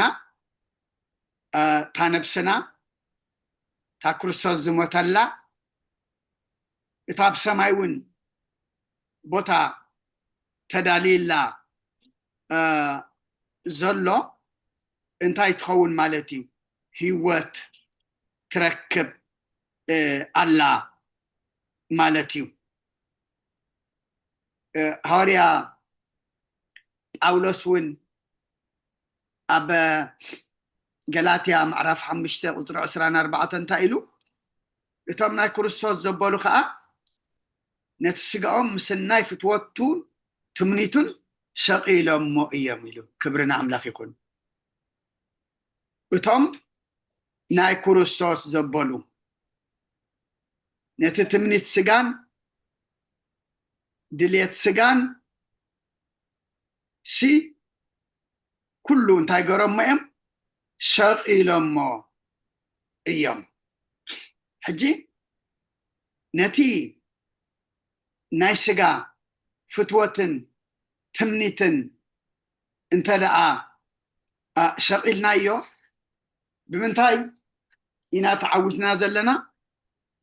ብመንፈስ ወይ ድማ ብነፍሲ እቲ መጀመርያ ዓወትና ድማ እዚ እዩ ክኸውን ዘለዎ እሞ ኣምላኽና ንኩሉና ይሕግዘና ከም ኣጋይሽን ከም ስደተኛታት ኢና ነብር ዘለና እሞ ካብቲ ምስ ነፍሲ ዝዋጋእ ንነፍሲ ዝፃረር ስጋዊ ትምኒት ክንርሕቕ ድማ እግዚኣብሔር ሓይሊ ይሃበና ካብዚ ክንርሕቕ ተኮይንና ሓይሊ የድልየና መንፈስ ቅዱስ መንፈስ ኣምላኽ ድማ የድልየና እሞ ኣምላኽና መንፈስ ቅዱሱ ልኢኹ ካብቲ ዝጎድኣና ወይ ዘይጠቕመና ስጋዊ ትምኒት ኣርሒቑ ናብቲ ጠቕመና ናይ መንፈስ ነገር ክንዓቢ ኣምላኽ ንኩልና ይሕግዘና ናይ ዝመፅእ ሰሙን ሰባት ድማ ይግበረና እሞ ሰዓትና ኣኺለያ ብፀሎት ክንዓፁ ስመ አብ ወወልድ ወመንፈስ ቅዱስ ሓደ አምላክ አሜን። ቅዱስ እግዚአብሔር አምላክና እጅውን ነመስግነካ እዚ ጉባኤ እዚ ዝኸፈትካልና ናይዚ ጉባኤ እዚ ተሳተፍቲ ክንከውን ዝገበርካና እስኻ እሞ ክብርን ምስጋናን ንዓኻ ይኹን እቲ ክንመሃሮ ከነንብቦ ዘምሰና ቃላትካ ድማ ኣምላኽና ክንሓስቦ ከነስተንትኖ ከነባህሉሎ ድማ እስኻ ሓግዘና ዝዓቁር ልቢ ዘስተንትን ኣእምሮ ድማ ዓድለና ከምዚ ዘይብሎም ሃበልና ነቶም ዝሃብካና ድማ ተጠቀምቲ ግበረና እዚ ሶኒ እናኣትዎ ናይ ነነው የፆም ድማ ኣምላኽና እስኻ ትሪኦ እስኻ ትቕበሎ ጾም ግበረልና ብሓጢኣትና ተኣሚንና ከም ሰብ ነነዌ ክንፀሞ እሞ ከምቲ ንሳቶም መዓት ቀንጢትካ ምሕረት ዘውርድካሎም ንዓና ድማ ምሕረት ዘምፅእ ጾም ጸሎት ሱባኤ ግበረልና ብናይ ኣዴና ቅድስቲ ድንግል ማርያም ኣማላድነት ብናይ መላእኽቲ ተራዳእነት ብናይ ነቢያትን ሃዋርያትን ጻድቃንን ሰማዕታትን ጸሎታ ይትፈለየና ከምቲ ሃዋርያት ዝመሃርካዮም ኣብ ሰማያት ትነብር ኣቦና እናበልና ንፅዋዓካ ኣለና ስምካ ይቀደስ መንግስትካ ትምፃእ ፈቃድካ እምታ ኣብ ሰማይ ከምኡ ድማ ምድሪ ይኹን የዕለት መግብና ለማሕበልና ናን ዝበደሉና በደሎም ዝሓደግናሎም በደልና ንዓሳና እንደገልና ወክፋድሕነና እምበረ ፈተና ይተእትወና መንግስትን ሓይልን ክብርን ንዘለዓለም ናትካ ኢማ ኣሜን ወወዝት ማርያም ብናይ ቅዱስ ገብርኤል መልአክ ሰላምታ ሰላም ለክልኹ ሕልና ከደንገሊኺ ብስጋኹን ድንግሊኺ ኣደ እግዚኣብሔር ፀባዖት ጎይታ ሰራዊት ሰላም ለክልኹ ንስኺ ካብ ኣንስቲ ብርክቲ ይኽፍረ ከርስኹም ብርኪ ወምልተ ጸጋ እግዚኣብሔር ምሳኺ እዩ ወፍስቲ ደስ በልኪ እትያትና ሰሪልና ነፍቲ ወልድኺ ኢየሱስ ክርስቶስ ምእንታና ምሕረት ለምንልና ኣሜን ሽታወይ ስረግዚና ኣምላክን መድኃኒትና ኢየሱስ ክርስቶስ ካኒካ ካና ሰሪያት ያደምሳሲ ያበስኹ ወልዱ ለብሩ ከሻቴ ብርሃን አንቱም አወየ ካናቱ አወየ ዲያቆናት ሮን ሳይዱገ ጻናት በስምከሙ ኩኑፍታኑን ጻነ ይረስያንት ብሏን ሰማያት ዚዮ መሐረነ ክርስቶስ መልዓሰት ተልታይ ዚዮ መሐረነ ክርስቶስ ዚዮ መሐረነ ክርስቶስ ዚዮ መሐረነ ክርስቶስ ዚዮ መሐረነ ክርስቶስ ዚዮ መሐረነ ክርስቶስ ዚዮ መሐረነ ክርስቶስ ዚዮ መሐረነ ክርስቶስ ዚዮ መሐረነ ክርስቶስ ዚዮ መሐረነ ክርስቶስ ዚዮ መሐረነ ክርስቶስ ዚዮ መሐረነ ክርስቶስ ዚዮ መሐረነ ክርስቶስ ከውን በእንተ እግዝእትነ ማርያም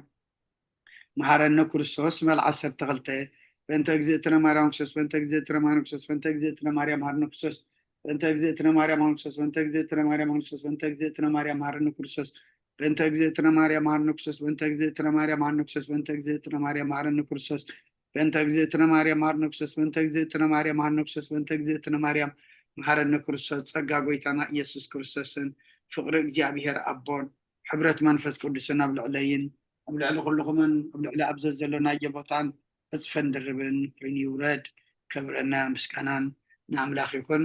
ብሩኽ ምሸት ትግበረልና ንኩልኹም ዘመን ኣገልግሎትኩም ይባረኽ አሜን አጀሚሩ ዘፈጸመና ሎለ ባህሪ እግዚአብሔር አምላኽና ክብርን ምስጋናን ይብጽሐዮ ብሩኽ ለይቲ ደሓን ሕደሩ አሜን ቃል ህይወት የስማልና ኩልኹም መምህር ተኽሉኽ ቆደ ቦይ ሙርጌታ ኣብ ሰላም ምለሰልና أبوي أي شيء كلهم قال هو تسمع لنا أتمتعنا يحبكم بروح ليتي قال هو تسمع لنا كلهم حزب እግዚአብሔር ግዚያኹምን ስራሕኹምን ዕረፍትኹም ኣዋሂድኩም ነቲ ቅድስት ቤተ ክርስቲያን ትህቡ ኣገልግሎት ክትከታተሉ ዘምሰኹም እቲ ብሕቡእ ዝርኢ እግዚአብሔር እሴተ ጻድቃን ኣስበትውታን ይኽፈልኩም ክሳብ ሰዓት ዝብዳሕነ ሰላም ዓቂቡ በዚ ቅዱስ ኣገልግሎት ጀሚርና ክንፍጽም ዝረዳእና ልዑለ ባህሪ ፈጣሪና ኣምላከ ቅዱሳን ናይ ባህሪ ምስጋና ይብጽሐዮ ንዝመጽእ ግዜ ከዓ ሰናይ ፈቃዱ ኮይኑ በዚ ቅዱስ ኣገልግሎት ክንራኸብ ናይ እግዚአብሔር ቅዱስ ፈቃድ ይሁነልና ነቶም ለይትኹም ሰላም ለይቲ ይግበረልኩም ነቶም መዓልትና ከዓ ብሩኽ መዓልቲ ይግበረልና ብሰላም ይራኸበልና አሜን አሜን ጽቡቕ ተማሂርና ቴንኪዩ ኣቦትና ብገጽኩም ዝረኣና ከዓ ስጋዕት መጹና ሰማይና ኩላትኩም ደሓን ሕደሩ ቴንኪዩ ዲያቆን ኣበይ ቀሺ ኩልኹም ደግመረ ጌታ ቴንኪዩ አሜን ብሩኽ ለይቲ ስለዝነበረ ናይ ትምህርቲ ጊዜ እግዚአብሔር ዝተመስገነ ይኹን ቃለ ህይወት የስማዓልና ብሩኽ ለይቲ አሜን አሜን ደሓን ሕደሩ ብሩኽ ለይቲ ደሓን ሕደሩ ቃለ ህይወት የስማዓልና ቦታትና ዲያቆን መምህር ኩልኹም አገልግሎትኩም ይባረክ ብሩኽ ለይቲ آمين آمين بروخ ليتي